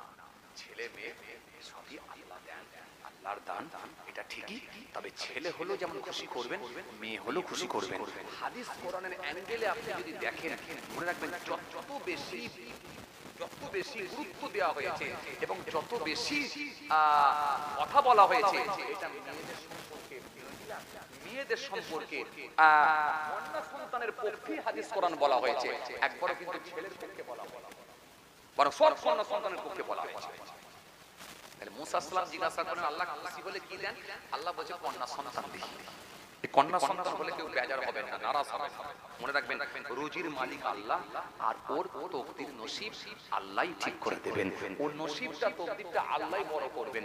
ওর জোড়া আল্লাহই মেলাবে, আর ওর নসিব তকদির আল্লাহই বড় করবে, আর ওর রুজির দায়িত্বটা আল্লাহ নিজেই নিয়ে নিয়েছে। আপনাকে কোনো টেনশন নিতে হবে না, আপনি আপনার কাজ করেছেন। এইজন্য যখন কোনো কন্যা সন্তান হয়, আল্লাহ বলছে, আমি বড় খুশি হই, খুশি হই। আর কি? হযরতে মুসা নবী সেই সময় বলেন, আল্লাহ, এরপরে যখন আপনি খুশি হন, আপনি কি দেন? আমার আল্লাহ সেই সময় বললেন, ও মুসা, শুনে রেখে দাও, আমি আল্লাহ যখন কারোর উপরে খুশি হয়ে যাই, আমি আল্লাহ যখন কারোর উপরে রাজি হয়ে যাই, আমি আল্লাহ তার বাড়িতে একটা মেহমান অতিথি পাঠাই। আর মেহমান এলো আমরা বেজা, কিছু লোক আছে না, দুপুর বেলা চলে এলো, কি করি বলো দেখিনি, একটা ফোন টোন করে এলোনি, একটা ফোন টোন করা উচিত ছিল। এ লোক না সত্যি পেরেশান করা ছাড়া অন্য কিছু নাই। কথা বলছেন না কেন? আছে না? আরে কি হয়েছে দুপুরবেলা, তো কি হয়েছে? তোমার বাড়িতে যা আছে তাই দাও না, সাদা মাটা খাবার হোক না, একটা আন্ডা ভেজে দাও না, দিয়ে বলো, ভাই আপনি তো ফোন করে আসেননি, একবারে সাদা মাটা আমার বাড়িতে যা ছিল ঘরোয়া খাবার সেটাই দিয়েছি, ভাই কিছু মনে করবেন না, একদম যা ছিল তাই দিয়েছি। মনে রাখবেন, এটাই হলো আন্তরিকতা, ভালোবাসা। ওই মেহমান আপনার ওই কথা, আপনার মিষ্টি কথা শুনে সে মেহমান আপনার কাছে মুগ্ধ হয়ে গিয়ে বলবে, না গো, লোকটা সত্যি আমাকে ভালোবাসে। আর কিছু লোক আছে দেখবেন, ভালোবাসা অন্যরকম ভালোবাসে, সেটা অন্তর থেকে নয়, সেটা হচ্ছে মুখে ভালোবাসা। সেটা কেমন? দরজার বাইরে চলে গেল, ভাই একটু খেয়ে গেলে হতো তো। কথা বলছেন না কেন? আছে না কথা বলে, দরজার বাইরে হাত ধরে বার করে দিয়ে, ভাই চলে যাচ্ছেন না খেয়ে, মনটা খুব কষ্ট হচ্ছে, ভাই এই একটু খেয়ে গেলে ভালো হতো। বদমাশ, বেয়াদব, এতক্ষণ ঘরে ছিল, 1.5 ঘন্টা গল্প করলো, এক কাপ চা দিল, দরজার বাইরে গিয়ে বলছে খেয়ে গেলে হতো। তার মানে এ বুঝে নেবেন এ আপনাকে ভালোবাসে না, এ মন থেকে ভালোবাসে না, শুধুমাত্র অভিনয় করছে, নাটক করছে, ফর্মালিটি মেইনটেইন করছে, নিয়ম মেইনটেইন করছে, এ কিন্তু আপনাকে অন্তর থেকে ভালোবাসে না। আর যে লোকটা দুপুরবেলা সাদা ভাত, আলু ছানা, ডাল, একটু সাদা তরকারি নিয়েছে, একটু ডিম ভেজে নিয়েছে আপনাকে দিয়েছে, সে মন থেকে ভালোবেসেছে না, হাত ধরে বসিয়েছে, না খেয়ে যেতে হবে, না খেলে আমি ছাড়বো না, তোমার বাড়িতে গেলে কি তুমি দুপুরবেলা ছেড়ে দিতে আমাকে?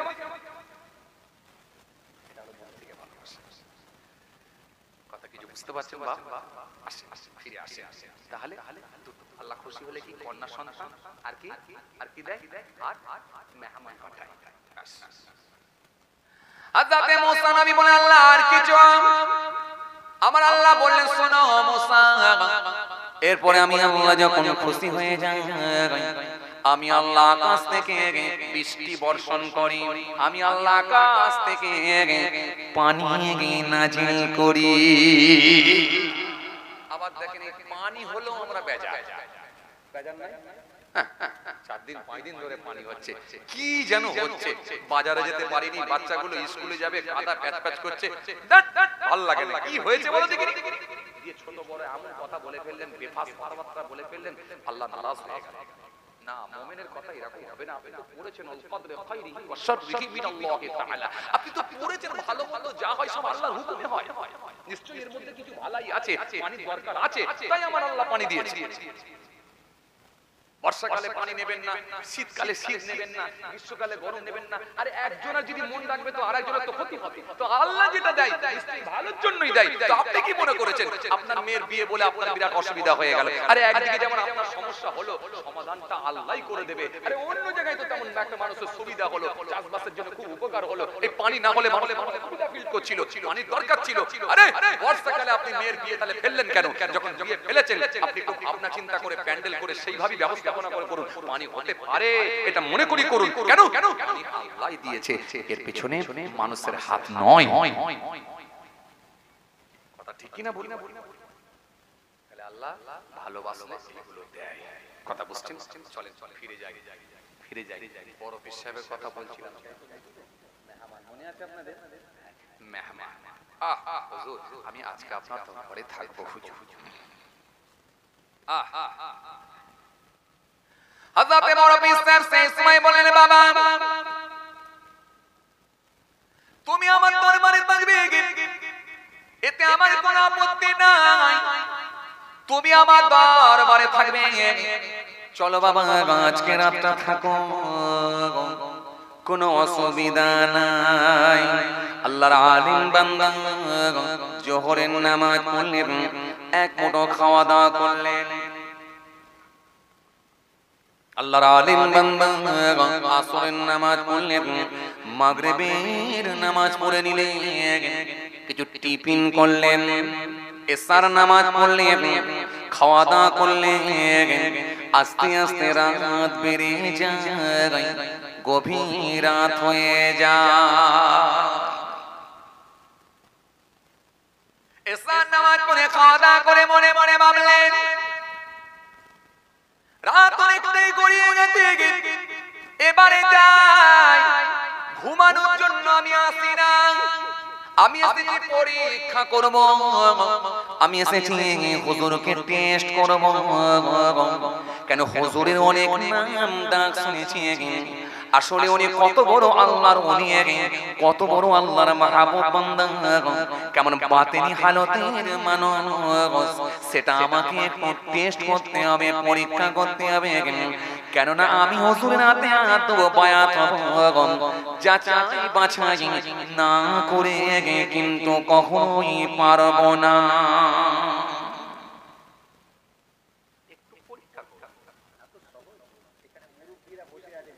দেখেন ছোট হুজুর কেবলা দরবারে বসেছেন, ছোট হুজুর কেবলার কাছে উঠা বসা করেছেন, নিচে দেখেন জিজ্ঞাসা করেন না, সেই যে মজা পেয়েছে একবার জিজ্ঞাসা করেন মেলাতে পারবে?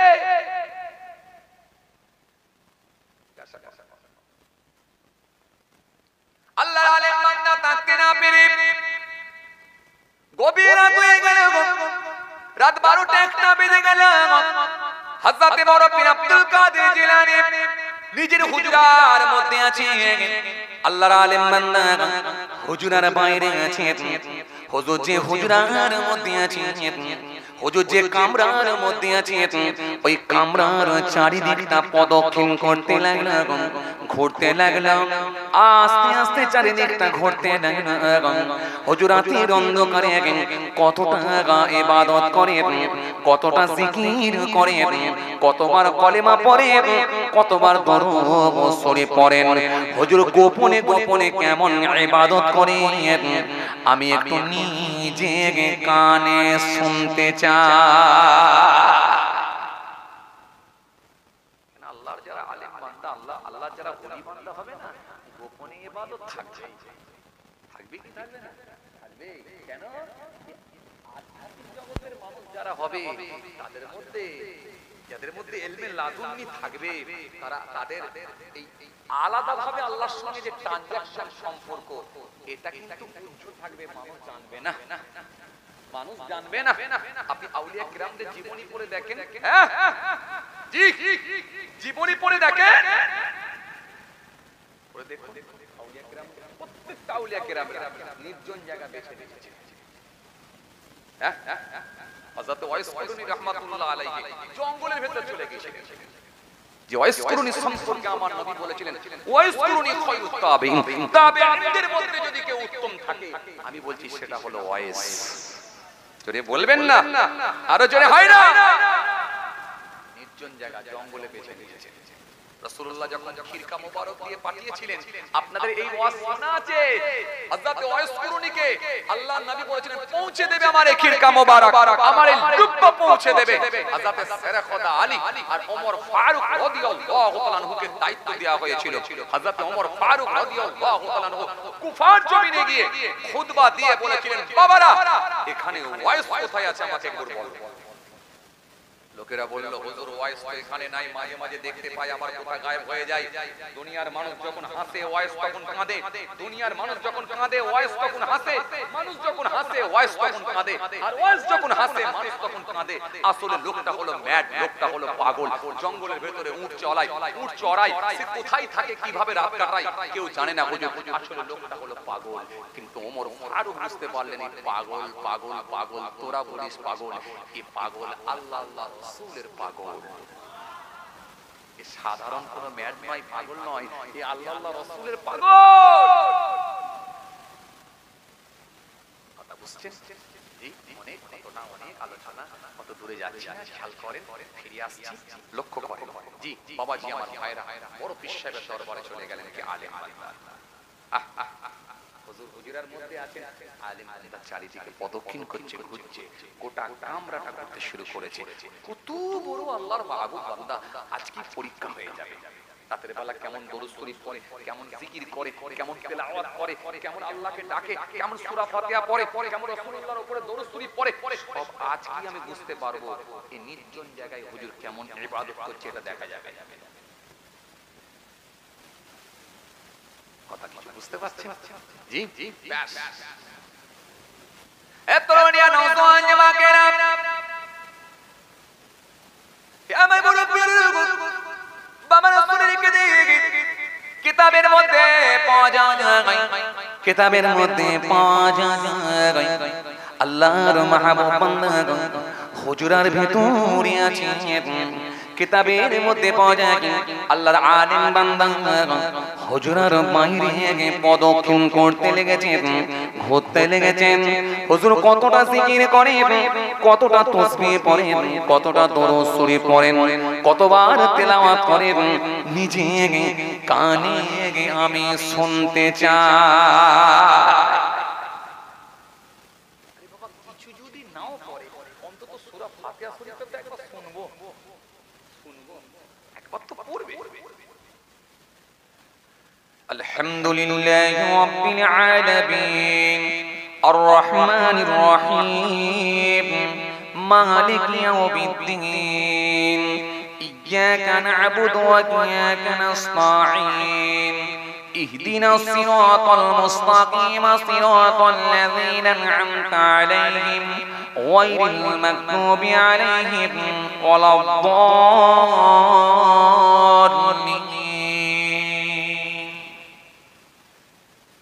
সূরা ফাতিহা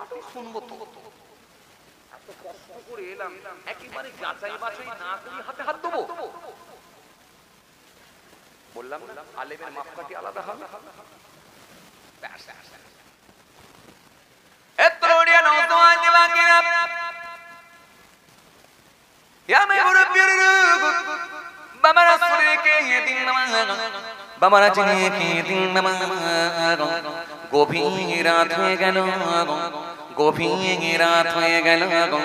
আল্লাহর আলিম বান্দা দরজার বাইরে দাঁড়িয়ে আছেন, চারিদিকটা গোল করে প্রদক্ষিণ করতে লেগেছেন, ঘুরতে লেগেছেন। জানালার কাছে গিয়ে একবার কান লাগিয়ে দেন, দরজার কাছে গিয়ে একবার কান লাগিয়ে দেন। কোনো আওয়াজ নাই, কোনো আওয়াজ নাই, কোনো আওয়াজ নাই। গভীর রাত্রিতে একবার আওয়াজ এলো, কে যেন একটা আওয়াজ দিয়ে বললেন, ও বড় পীর, ও বড় পীর, বড় পীর বলো বলো, তোমার ইবাদতে আমি আল্লাহ খুশি হয়ে গেছি, তোমার ইবাদতে আমি আল্লাহ রাজি হয়ে গেছি। বলো বলো বলো বলো, এর বিনিময়ে তুমি কি নিতে চাও? আব্দুল কাদের জিলানী সেই সময় বলেছিলেন, ও রব্বি আল্লাহ, এ রব্বি মাবুদ, আপনি যদি আমার ইবাদতে খুশি হয়ে থাকেন, আপনি আমাকে মোটা করে দেন। এই যে গভীর রাত্রিতে কি আওয়াজ এলো, এখন আলেম বান্দা তো বুঝতে পারছেন না, জাহিরি আলেম খালি আওয়াজটা পেলেন, হুজুরের মুখ দিয়ে আওয়াজ এলো, মোটা করে আমাকে কথা কথা কি বলেন, মোটা করে দেন। তখন ইনি ভাবছেন কেউ না কেউ একটা কিছু বলছে, তার পরিস্থিতিতে এই উত্তরটা দিতে যে আমাকে মোটা করে দেন। মোটা করে দেন কি আবার বুঝতে পারছি না, কনফিউজের মধ্যে পড়ে গেলাম। মোটা করে দেন, আসলে যে এটা কি বোঝাতে চাইছি, এই আবার কি মোটা হওয়ার জন্য বলবে? সকাল হবে চলে যাবো, আমার গ্রামের বিশ্বাবি ঠিক আছে বাবা, দরকার নেই, কষ্ট করে এসেছি, সময় নষ্ট করে লাভ নেই, ফিরে চলে যাবে। ফজরের নামাজ পড়ে নিলেন, আল্লাহর আলেম বান্দা ফজরের নামাজ পড়ে নিলেন। ফজরের নামাজ কানা আদায় করে আল্লাহর আলেম বান্দা বড় চিন্তিত হয়ে পড়েছেন, বড় টেনশনের মধ্যে পড়ে গেছেন। চুপ করে বসে রইলেন। আস্তে আস্তে বেলা হয়ে গেল, মনে মনে ভাবলেন, একটা রাত তো দেখলাম, আমার মনে হয় আর একটা রাত দেখা উচিত, আর একটা রাত দেখা উচিত। এত দূর থেকে যখন কষ্ট করে এসেছি, এত চট করে সিদ্ধান্ত নেওয়াটা নামটা কোনে শুনেছি, আর একটা রাত দেখা উচিত। চলো এটাই করা যাক, এটাই করা যাক। সকালবেলা হুজুরের সঙ্গে দেখা, সালাম হলো, মুসাফা হলো। হুজুর কি বাবা, কি এমন কাটলো রাত? আলহামদুলিল্লাহ হুজুর, খুব ভালোই কেটেছে। হুজুর আলহামদুলিল্লাহ ভালোই কেটেছে। বাবা কি খবর এবার বলো? হুজুর অনেক দূর থেকে এসেছি তো, মনটা চাইছে আর একটা রাত আপনার দরবারে থাকবো। থাকো বাবা, আপত্তি কি আছে, থাকো। গত রাত্রে তুমি যেভাবে থাকলে কাটালে, ওইভাবে থেকে যাও, অসুবিধা কি আছে, থাকো, কোনো অসুবিধা নেই। আমি আগে বললাম, আল্লাহর যারা মাহবুব বান্দা হবে তারা মেহমানকে পছন্দ করবে, অতিথি পছন্দ করবে। কথা বলা, থাকো বাবা, আপত্তি কি আছে, থাকো। জি হুজুর, জি হুজুর। আচ্ছা এই গত কালকে তোমার কোনো কষ্ট হয়নি? না হুজুর, কোনো কষ্ট হয় না, আপনি যথেষ্ট আপ্যায়ন করেছেন, যথেষ্ট ভালোবাসা দিয়েছেন, কোনো অসুবিধা হয় না। ঠিক আছে বাবা, থাকো, অসুবিধা নাই, থাকো। জি হুজুর, জি জি, ব্যাস আর একটা রাতের পারমিশন হয়ে গেল। এত্তরুনিয়া নওজওয়ান জওয়াকিরা ইয়া মে মুরব্বির বাবারা সুরে গেলে আল্লাহর আলেম বান্দা জোহরের নামাজ খানা আদায় করলেন, এক মুঠো খাবার খেলেন, খাওয়া দাওয়া করে নিলেন। আসরের নামাজ খানা আদায় করলেন, মাগরিবের নামাজ খানা পড়ে নিলেন, একটু টিফিন করলেন। এশার নামাজ হয়ে গেল, এশার নামাজের পরে খাওয়া দাওয়া করে নিলেন। মনে মনে ভাবলেন, আমি ঘুমাতে আসি না, আমি এসেছি হুজুরকে টেস্ট করব, পরীক্ষা করার জন্য। সুতরাং ঘুমালে সব বেকার হয়ে যাবে, আজকে রাতটাও আমাকে পরীক্ষা করতে হবে। হুজুর কত বড় আল্লাহর ওলি বান্দা, কি দরজার মানুষ, এটা আমাকে আজকে নিজে কানে শুনতে হবে।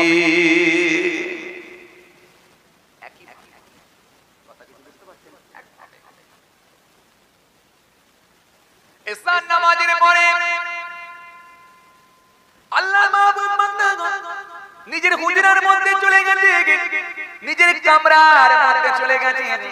আল্লাহর ওলি বান্দা চলে গেছে, আল্লাহর আলিম বান্দা থাকতে না পেরে দরজার বাইরে ঘুরতে শুরু করলেন।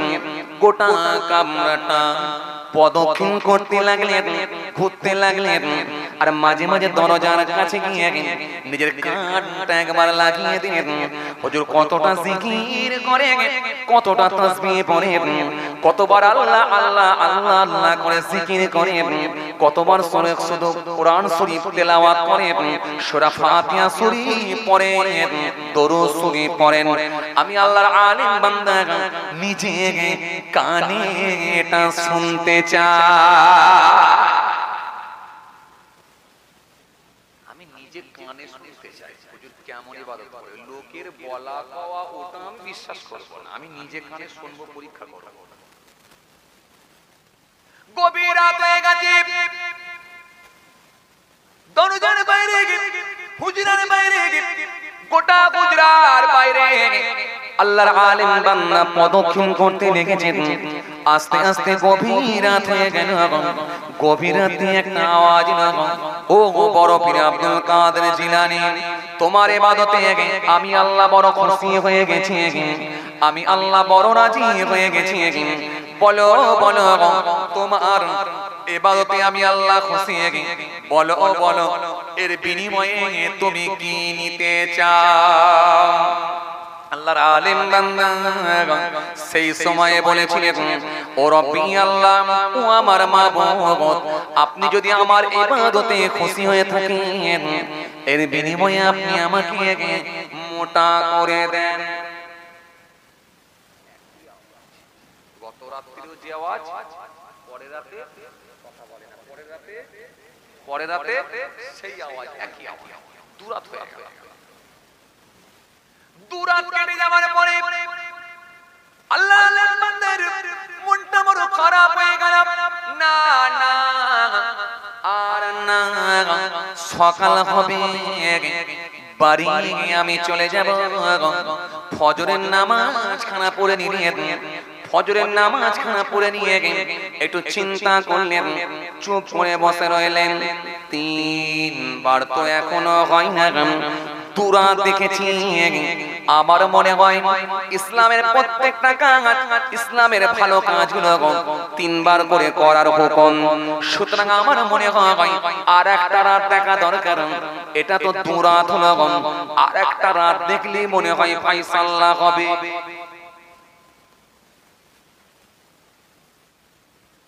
ওযু করলেও তো 3 বার করে আমরা করি না? নাকের মধ্যে পানি দিলেও তো 3 বার করে দিই, মাথা মাসা করলেও 3 বার দিই, মুখ ধৌত করলেও 3 বার দিই, হাতের গোড়ালি পর্যন্ত ধৌত করলেও 3 বার দিই। ইযা যখন কুনতুম তোমরা ইচ্ছা করবে ইলা সালাত, নামাজের জন্য, ফাগসিলু ধৌত করো, উজুহাকুম তোমাদের মুখমণ্ডল, ওয়া আইদিয়াকুম তোমাদের হাত, ইলাল মারাফিক কোনই পর্যন্ত, টাকনা পর্যন্ত, তামসাউ মাসা করো, বিরুসিকুম তোমাদের মাথা, ওয়া আরজুলাকুম তোমাদের পা, ইলাল কাবাইন টাকনা পর্যন্ত, গোড়ালি পর্যন্ত ধৌত করি তো কবার 3 বার কর। আল্লাহ বলেছে হুজুর করো 4 দিয়ে ফেল, কিন্তু নবী শিখিয়ে দিলেন 3 বার করে ধৌ, ধুয়ে ফেলছি 3 বার করে। নবী বললেন কিছু সুন্নত আছে, এগুলো করে লাও, নাকের মধ্যে পানি দাও, মুখমণ্ডলে ধোয়ার আগে কুল্লি করে লাও। যখন উজু করবে একটা দোয়া করে নাও, উঁচু জায়গায় বসো, পকেটে একটা মাসওয়াক, একটা মেসওয়াক রাখো, এই মেসওয়াকটা ডান দিকে বাঁ দিকে একবার ঘোরাও, সব সুন্নত হয়ে যাবে। জোরে বলেন না সুবহানাল্লাহ। একটা নেকির জন্য মানুষ পেরেশান হয়ে যাবে কিয়ামতের দিনে। এজন্য আমার নবীর এত সুন্নত আছে, যদি সেগুলো আমরা ঠিকঠাক ভাবে মেনে চলতে পারি আলহামদুলিল্লাহ, আল্লাহ ইচ্ছা করলে এই সুন্নত দিয়েও আপনার নেকির খাতা ভরিয়ে দিয়ে, নেকির পাল্লা, নেকির খাতা ভরিয়ে দিয়ে, আল্লাহ ইচ্ছা করলে আমলনামার ডান হাতে দিয়ে আল্লাহ নাজাত দিয়ে দিতে পারে। আলেম বান্দা মনে মনে ভাবলেন, দুরাত তো দেখলাম, আমার মনে হয় আরেকটা রাত দেখা দরকার। এই যে মোটা হওয়া, এই কথাটা আমাকে ভালো লাগলো না, তবে মনে হচ্ছে এর রহস্য কিছু একটা আছে, নিশ্চয় এর কোনো গভীরতা আছে, নিশ্চয় এটা প্রকাশ হবে, মনে হচ্ছে ব্যাপার আছে কিছু। তবে দুরাতে যখন পাইনি, আমার মনে হয় আরেকটা রাত দেখা দরকার। সিদ্ধান্ত নিলেন আরেকটা রাত থাকবো, আরেকটা রাত থাকবো। ফজরের নামাজ খানা আদায় করলেন, ফজরের নামাজ খানা পড়ে নিয়ে আল্লাহর ওলি হযরতে বড় পীরের সঙ্গে দেখা হলো। বড় পীর আব্দুল কাদের জিলানী হুজুরকে দেখে সালাম দিলেন, হুজুর জবাব দিলেন, সালাম হলো, জবাব হলো। হুজুর বললেন, বাবা তুমি কিছু খেয়েছো, একটু খাওয়া দাওয়া করো। টিফিন হলো, হয়ে যাওয়ার পরে হুজুরের কাছে গিয়ে বললেন, হুজুর বেয়াদবি নেবেন না হুজুর, আমি বড় কষ্ট করে এসেছি হুজুর, আমি আপনার দরবারে দুরাত থেকেছি, আমার ইচ্ছা বড় আর একটা রাত আপনার দরবারে থাকবো। আপনার দরবারে এখনো কিন্তু ছদ্মবেশে চালাচ্ছেন, এখনো কিন্তু প্রকাশ করেন যে হুজুর আপনাকে আমি পরীক্ষা করছি, টেস্ট করছি, এখন দেখুন আর একটা রাত থাকবো।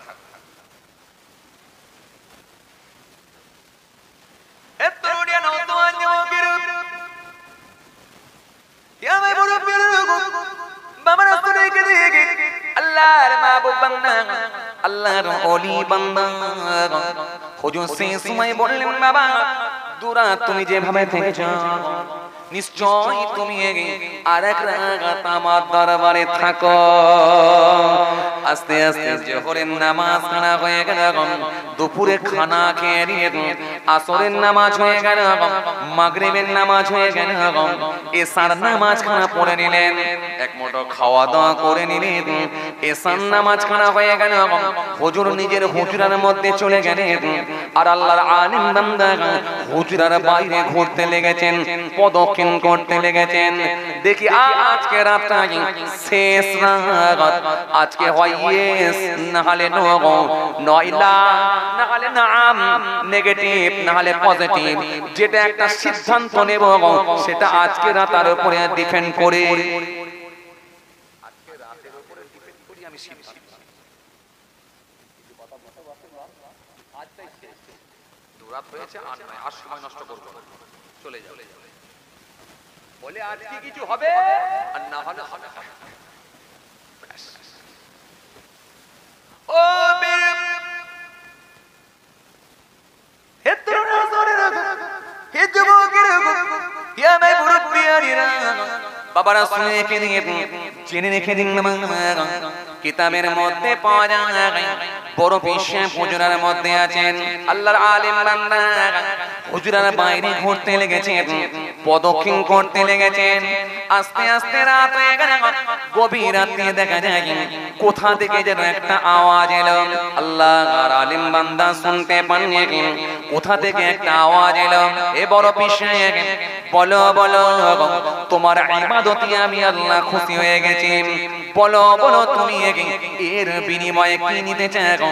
আল্লাহর ওলি বান্দা, আল্লাহর মাহবুব বান্দা, আল্লাহর খাস বান্দা হযরত বড় পীর আব্দুল কাদের জিলানী কুতুবে রব্বানী মাহবুবে সুবহানী কাদের জিলানী হুজুর আমার সেই সময় বলেছিলেন, ও রব্বি আল্লাহ, আপনি যদি আমার উপরে খুশি হয়ে থাকেন, রাজি হয়ে থাকেন, আপনি আমাকে মোটা করে দেন।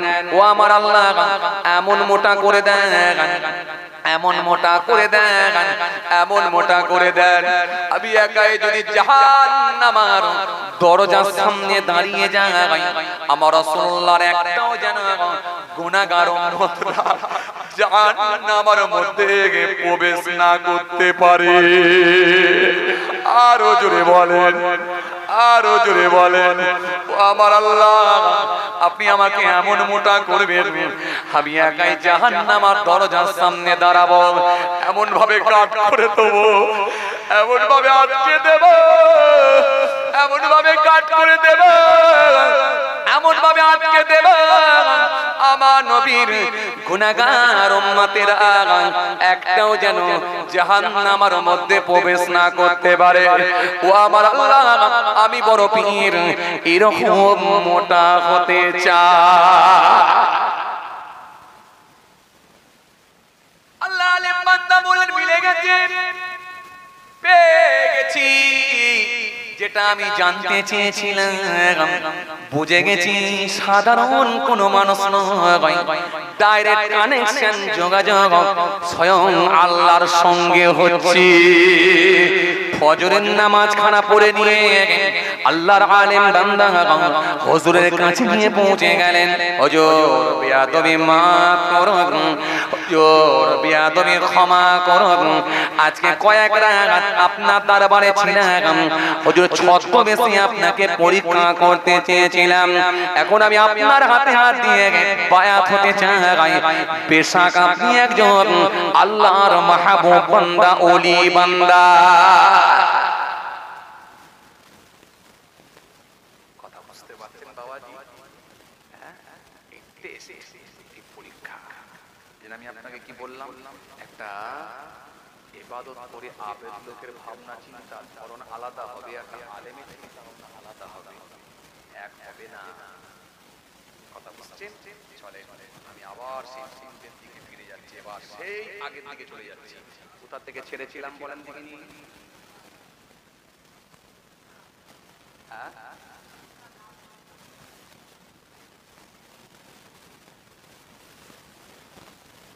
এই নেতা ডাব পারে শেষ করিনি, ওটা শেষ হয়ে গেছে। কোথা থেকে ছেড়েছিলাম বলেন দেখিনি?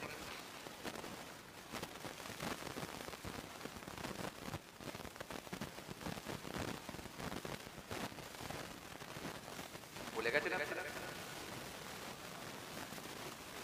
চাচা একটু মোটামুটি জায়গাটা ধরে রাখা রেখেছে, আলহামদুলিল্লাহ চাচা ধরে রেখেছে, কিন্তু ঠিক এক জায়গাটা যে জায়গাটা একদম যে জায়গাটা ছেড়েছিলাম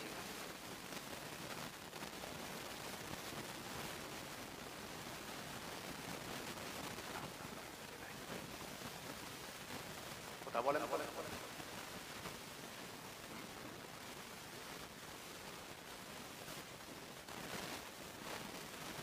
ভুলে গেছে একদম হাজি কারেক্ট অ্যানসার। মসজিদের হাজি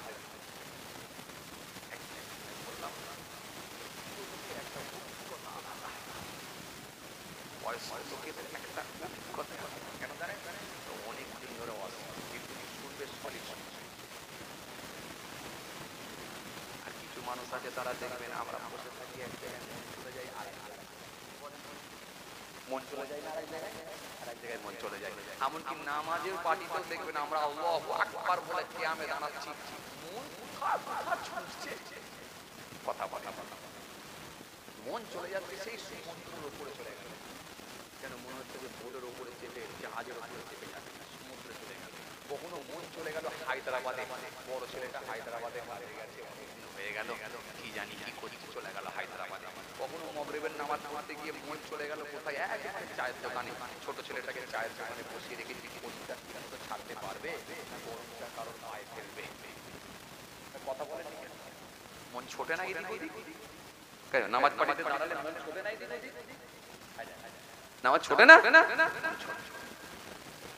মন ছোটে।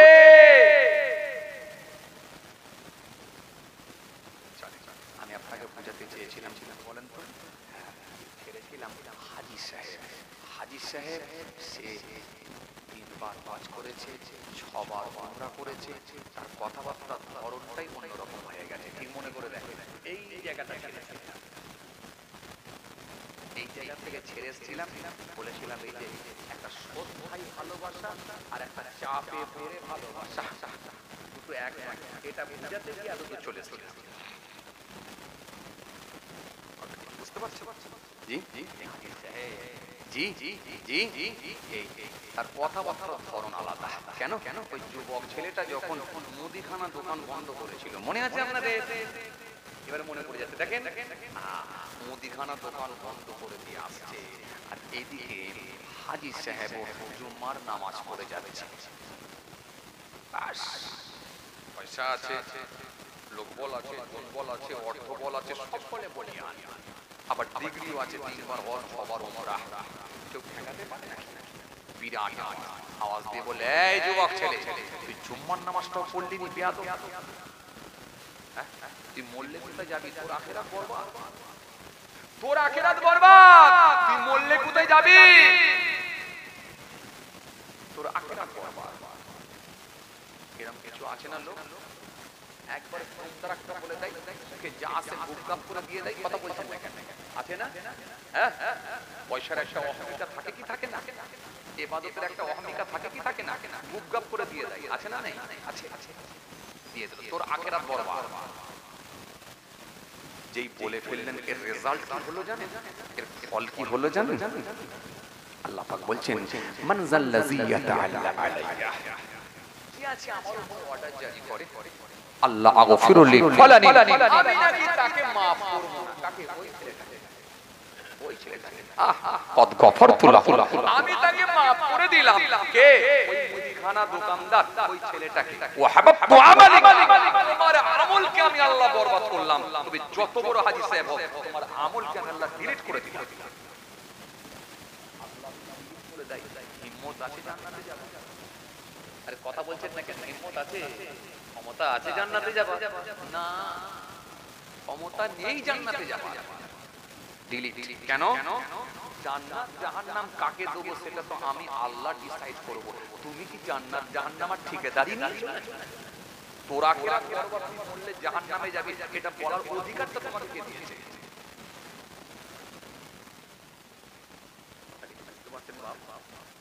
বলবেন হুজুর দরকার নেই, বলবো না। না, তরিকাটা হবে নবিয়ানা তরিকা। এই নবিয়ানা তরিকা বলছিলাম না আগে, তরিকাটা হবে নবিয়ানা তরিকা। কেমন? বাবা ছেলে, আজকে জুম্মার দিন, শুক্রবার, একটু আগে দোকানটা বন্ধ করতে পারবে? এ সপ্তাহ যা করেছো বাবা, সামনের সপ্তাহে যেন আর জুম্মাটা মিস করোনি। আমি যেন সামনের সপ্তাহে তোমাকে হাসি মুখে, সামনের সপ্তাহে যেন তোমাকে আমি মসজিদে দেখতে পাই ইনশাআল্লাহ। খবরদার, জুম্মা পড়তে হবে। কদিন কে বাঁচবে বলো? ভাই তুমি চলে যেতে পারো, কিংবা আমিও চলে যেতে পারি। কাকে আল্লাহ কোন সময় ডাকবে চলে যেতে হবে। জুম্মা মিস করোনি বাবা বলে একটু পিঠটা চাপড়ে দিয়ে আসসালামু আলাইকুম দিয়ে মুসাফা করে চলে যাবে। ওই ছেলেটা এমনি মনটা নরম হয়ে যাবে, বলবেন না চাচা ভালো কথা বলেছে, সত্যি আমাকে একটা ভালো শিক্ষা দিয়ে গেছে। এটা হলো নবিয়ানা কাহ কাহ, এটা হলো নবিয়ানা পদ্ধতি। এই পদ্ধতিতে ইসলাম বলেছে মানুষকে আহ্বান করো, ডাকো। যদি এইভাবে আপনি ডেকে নিতে পারেন, আমি আগে আপনাকে বলেছিলাম আবু হুরায়রা থেকে বর্ণিত হাদিস এসেছে, জি আপনি যদি একটা মানুষকে ঢুকে ভালো রাস্তা, নেক রাস্তা দেখিয়ে দিতে পারেন, তার ডাকে সাড়াদানকারী যে পরিমাণ সওয়াব পাবে, তিনি ডেকে নেক রাস্তা দেখাবে, তাকে আল্লাহ খুশি হয়ে গিয়ে ডবল সওয়াবের হকদার করবে। কথা কি বুঝতে পারছেন বাবা? বুঝে যাচ্ছে? আমরা তাহলে চেষ্টা করব আমার একটা ভাইকে নিয়ে যাবার। কোথায়? মসজিদে। আমরা চেষ্টা করব আমার একটা ভাইকে যাতে বাড়িতে বন্ধন না করে, চেষ্টা করব। আমরা চেষ্টা করব আমার একটা ভাইকে যাতে মিথ্যা না বলে ফেলে। আমরা চেষ্টা করব আমার একটা ভাইকে তার বউ যেন মহিলা সঙ্গী না করে, এটা আমরা চেষ্টা করব আমার ভাইকে বলে হেদায়েতের রাস্তা দেখা।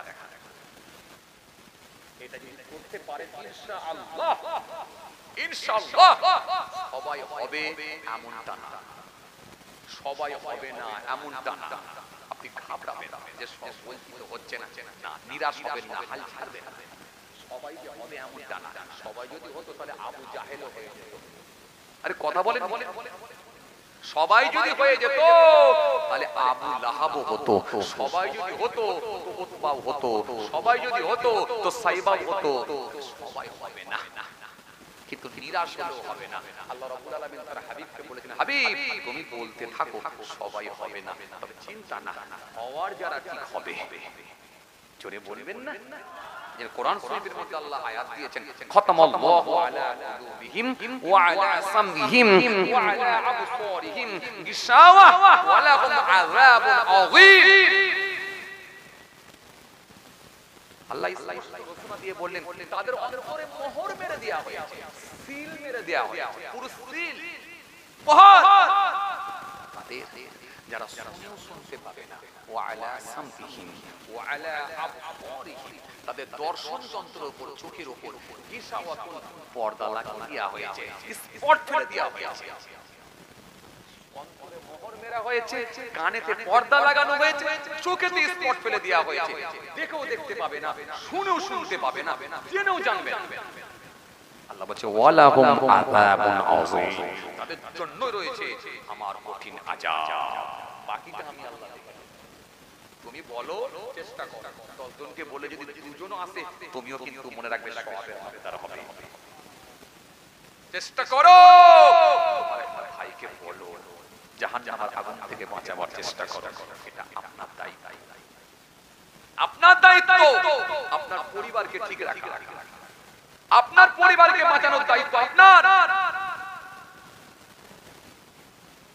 তখন তো বলতে হয়, যখন কন্ট্রোলের ফিঙ্গার মারতে বলেছিল বাড়ির হেডকে, আমি কথা বলে ক ছেলে চাচা, দু ছেলে, মেয়ে কটা একটা, বউ কটা একটা, বাকি আমি। মোট কজন হলো? 3 একে 2 একে 3 একে 4, 4 একে 5, এই 5টা আমার সদস্য সত্তা, মোট 5 জন আমার ফ্যামিলি। তার ভেতরে এটা আমি ফিঙ্গার মারবো আমি। ফিঙ্গার কে মারবে? তখন বলছে আমি। তো ফিঙ্গার মেরে তো তখন হেড বলে দাবি করলেন। আর আল্লাহ সেদিনে কিয়ামতে বলবে না হেডকে, তখন তো বলতে হবে আমি। তখন বললে হবে আমার বউ হেড, তখন বলতে হবে, তখন বললে হবে যে আমার মেয়ে হেড। ওসব কথা শুনবো না, তোমাকে হেড বানিয়েছিলাম, ফ্যামিলির হেড তুমি। কোরআন শরীফের মধ্যে আল্লাহ বলেছেন তুমি বাঁচো আর তোমার পরিবার বর্গকে বাঁচাও, এর দায়িত্বটা তোমার। ছোট ছেলেটা আজকে জন্মগ্রহণ করেছে, এখন কিছুই বোঝে না, তোমার হাতে তো তৈরি হচ্ছে, তুমি যেমন ভাবে তৈরি করবে সেইভাবে তৈরি করবে। আজকে কেন সুদখোর হলো, কেন লটারিখোর হলো, কেন গ্যাজার টান মারছে, কেন মিথ্যা কথার উপরে পণ্য বিক্রি করছে, কেন সিগারেট ছাড়া চলতে পারে না, কেন আমানতের খেয়ানত করছে, নিশ্চয় তুমি তাকে সেই শিক্ষাটা দাও। মার শুধু ওর পড়বে না, নিজের ঘাড়ে পড়বে। মার শুধু ওর ঘাড়ে পড়বে না, নিজের ঘাড়ে পড়বে। ছেড়ে দে মা, কেঁদে বাঁচি, কথা বলে না, ছেড়ে দে মা, কেঁদে বাঁচি। এত মারবে না, মারের কোনো ব্রেক থাকবে না। কাল হয়ে যাচ্ছে নাকি আপনার এই কথা বলছেন না কেন? যে বলে হুজুর চালা হে তরুণিয়া নওজওয়ান জামাকেরা, হে আমার মুরব্বিয়ানেরা, বাবা না শুনে রেখে দেন। আর যদি না মেনে নেওয়া হয়, আল্লাহ বলছেন তোদেরকে আমি ছাড়ব না। ওয়ালাকাদ আহলাকনাল কুরুনা মিন ক্বাবলিকুম লাম্মা যালামু ওয়া জাআতুহুম রাসূলুহুম বিল বাইয়িনাত ওয়া মা কানু লিয়ুমিনু কাযালিকা নাজজিল কওমাল মুজরিমিন। আল্লাহ বলছে আমি ছাড়ব না।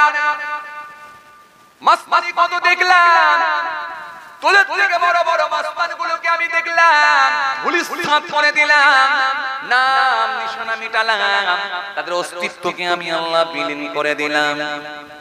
নাম হলো তার ফেরাউন, রেগে আগুন, পুরো গরম। আর লোকে বলছে তোমাকে কি লাগছে বলো, মুসা নবী বলছেন তোমাকে লাগছে দারুণ, রেগে আগুন, পুরো গরম। নাম হলো তার ফেরাউন, নাম হলো তার নমরুদ। আর এক অদ্ভুত বেঁচে ছিল 1700। নবী ইব্রাহিম বললেন চলে এসো, চলে এসো, চলে এসো, চলে এসো, আল্লাহর দিকে ফিরে এসো। নাম হলো তার আবু লাহাব, নিজেকে বলল আমি বড় নবাব, জুলুম করা হলো তার স্বভাব। আল্লাহ যখন বললেন করে দিলেন বরবাদ। এই বড় বড় মাস্তান গুলো নিজেদেরকে বিরাট বড় মাস্তান বলে দাবি করেছিলেন। তাদের মাস্তানিকে আমার আল্লাহ সব ধ্বংস করে দিয়েছে, মাস্তানি আমার আল্লাহ ছুটিয়ে দিয়েছেন, তাদের অস্তিত্বকে আমার আল্লাহ বিলীন করে দিয়েছেন, তাদেরকে আমার আল্লাহ নিশ্চিহ্ন করে দিয়েছেন। আজকে দেখো তাদের আর কোনো খবর নাই, তাদের আর কোনো খবর নাই। ও বাবাজি আমার ভাইরা, মক্কার জমিনে চলে যাবেন, যখন আপনি পায়খানা করতে যাবেন, মক্কার জমিনে যখন আপনি টয়লেটে যাবেন, পেচ্ছাবখানায় যাবেন, ওই পেচ্ছাবখানায় যখন যাবেন তখন আপনার মনে পড়ে যাবে আবু জাহেলের কথা। কেন এই যে ঘরটা, এটা ছিল আবু জাহেলের ঘর, এখানেই ছিল আবু জাহেলের ঘর।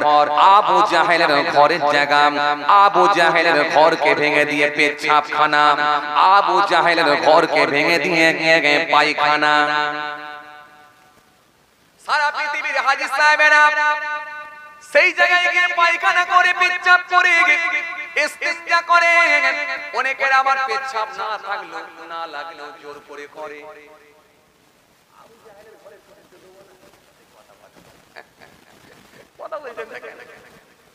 কেন আবু জাহেলের ঘর যখন গিয়ে দেখবে এটা আবু জাহেলের ঘর ছিল, এখানে এখন পায়খানা হয়ে গেছে, পেচ্ছাবখানা হয়ে গেছে, তখন মানুষগুলো দেখবে আবু জাহেলের কথা মনে করে, আহারে কত বড় বদমাশ ছিল।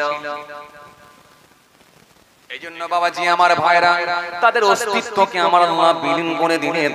কোরআন শরীফের মধ্যে আল্লাহ সুন্দর করে বললেন, কি বললেন? ওয়ালাকাদ আহলাকনাল কুরুনা মিন ক্বাবলিকুম লাম্মা যালামু। এই পৃথিবীর মানুষ শোনো, তোমাদের পূর্বের বহু প্রজন্মদেরকে আমি আল্লাহ ধ্বংস করে দিয়েছি, তাদের নাম নিশানা মিটিয়ে দিয়েছি, তাদের অস্তিত্বকে বিলীন করেছি। লাম্মা যালামু, যখন তারা জুলুম করেছিল, অত্যাচার করেছিল, মানুষকে ধরে ধরে নিধন করেছিল। ওয়াজাআতুহুম রাসূলুহুম বিল বাইয়িনাত, অথচ আমি আল্লাহ তাদের কাছে পাঠিয়েছিলাম নবী এবং রাসূলদেরকে প্রমাণাদি সহ। তারা প্রমাণ নিয়ে, নবী রাসূলগুলো প্রমাণ নিয়ে মানুষের কাছে গিয়েছিল। জোরে বলবেন না? হযরত মুসা কালিমুল্লাহ প্রমাণ নিয়ে গেলেন তাওরাত কিতাব, হযরত ঈসা রূহুল্লাহ প্রমাণ নিয়ে গেলেন ইনজিল কিতাব, হযরত দাউদ আসলাম প্রমাণ নিয়ে গেলেন, হযরত দাউদ আসলাম জবুর কিতাব প্রমাণ নিয়ে গেলেন। আমাদের নবী, নূর নবী, আখিরি নবী, নবী মুস্তাফা সাল্লাল্লাহু আলাইহি সাল্লাম কোরআন শরীফ। মাশাআল্লাহ, বড় ভাইজান কিবলা তাফসীর চলে এসেছে, সবাই একবার সম্মানার্থে দাঁড়িয়ে যান, সবাই দাঁড়িয়ে তাকবীর দেন, নারায়ে তাকবীর, আরো জোরে দেন নারায়ে তাকবীর, আরো জোরে দেন নারায়ে তাকবীর। সিলসিলায়ে মুজাদ্দিদ জামান, সিলসিলায়ে মুজাদ্দিদ জামান, সিলসিলায়ে মুজাদ্দিদ জামান, খানদানে আহলে বায়াত, নারায়ে তাকবীর। বড় ভাইজান হুজুর কিবলা, বড়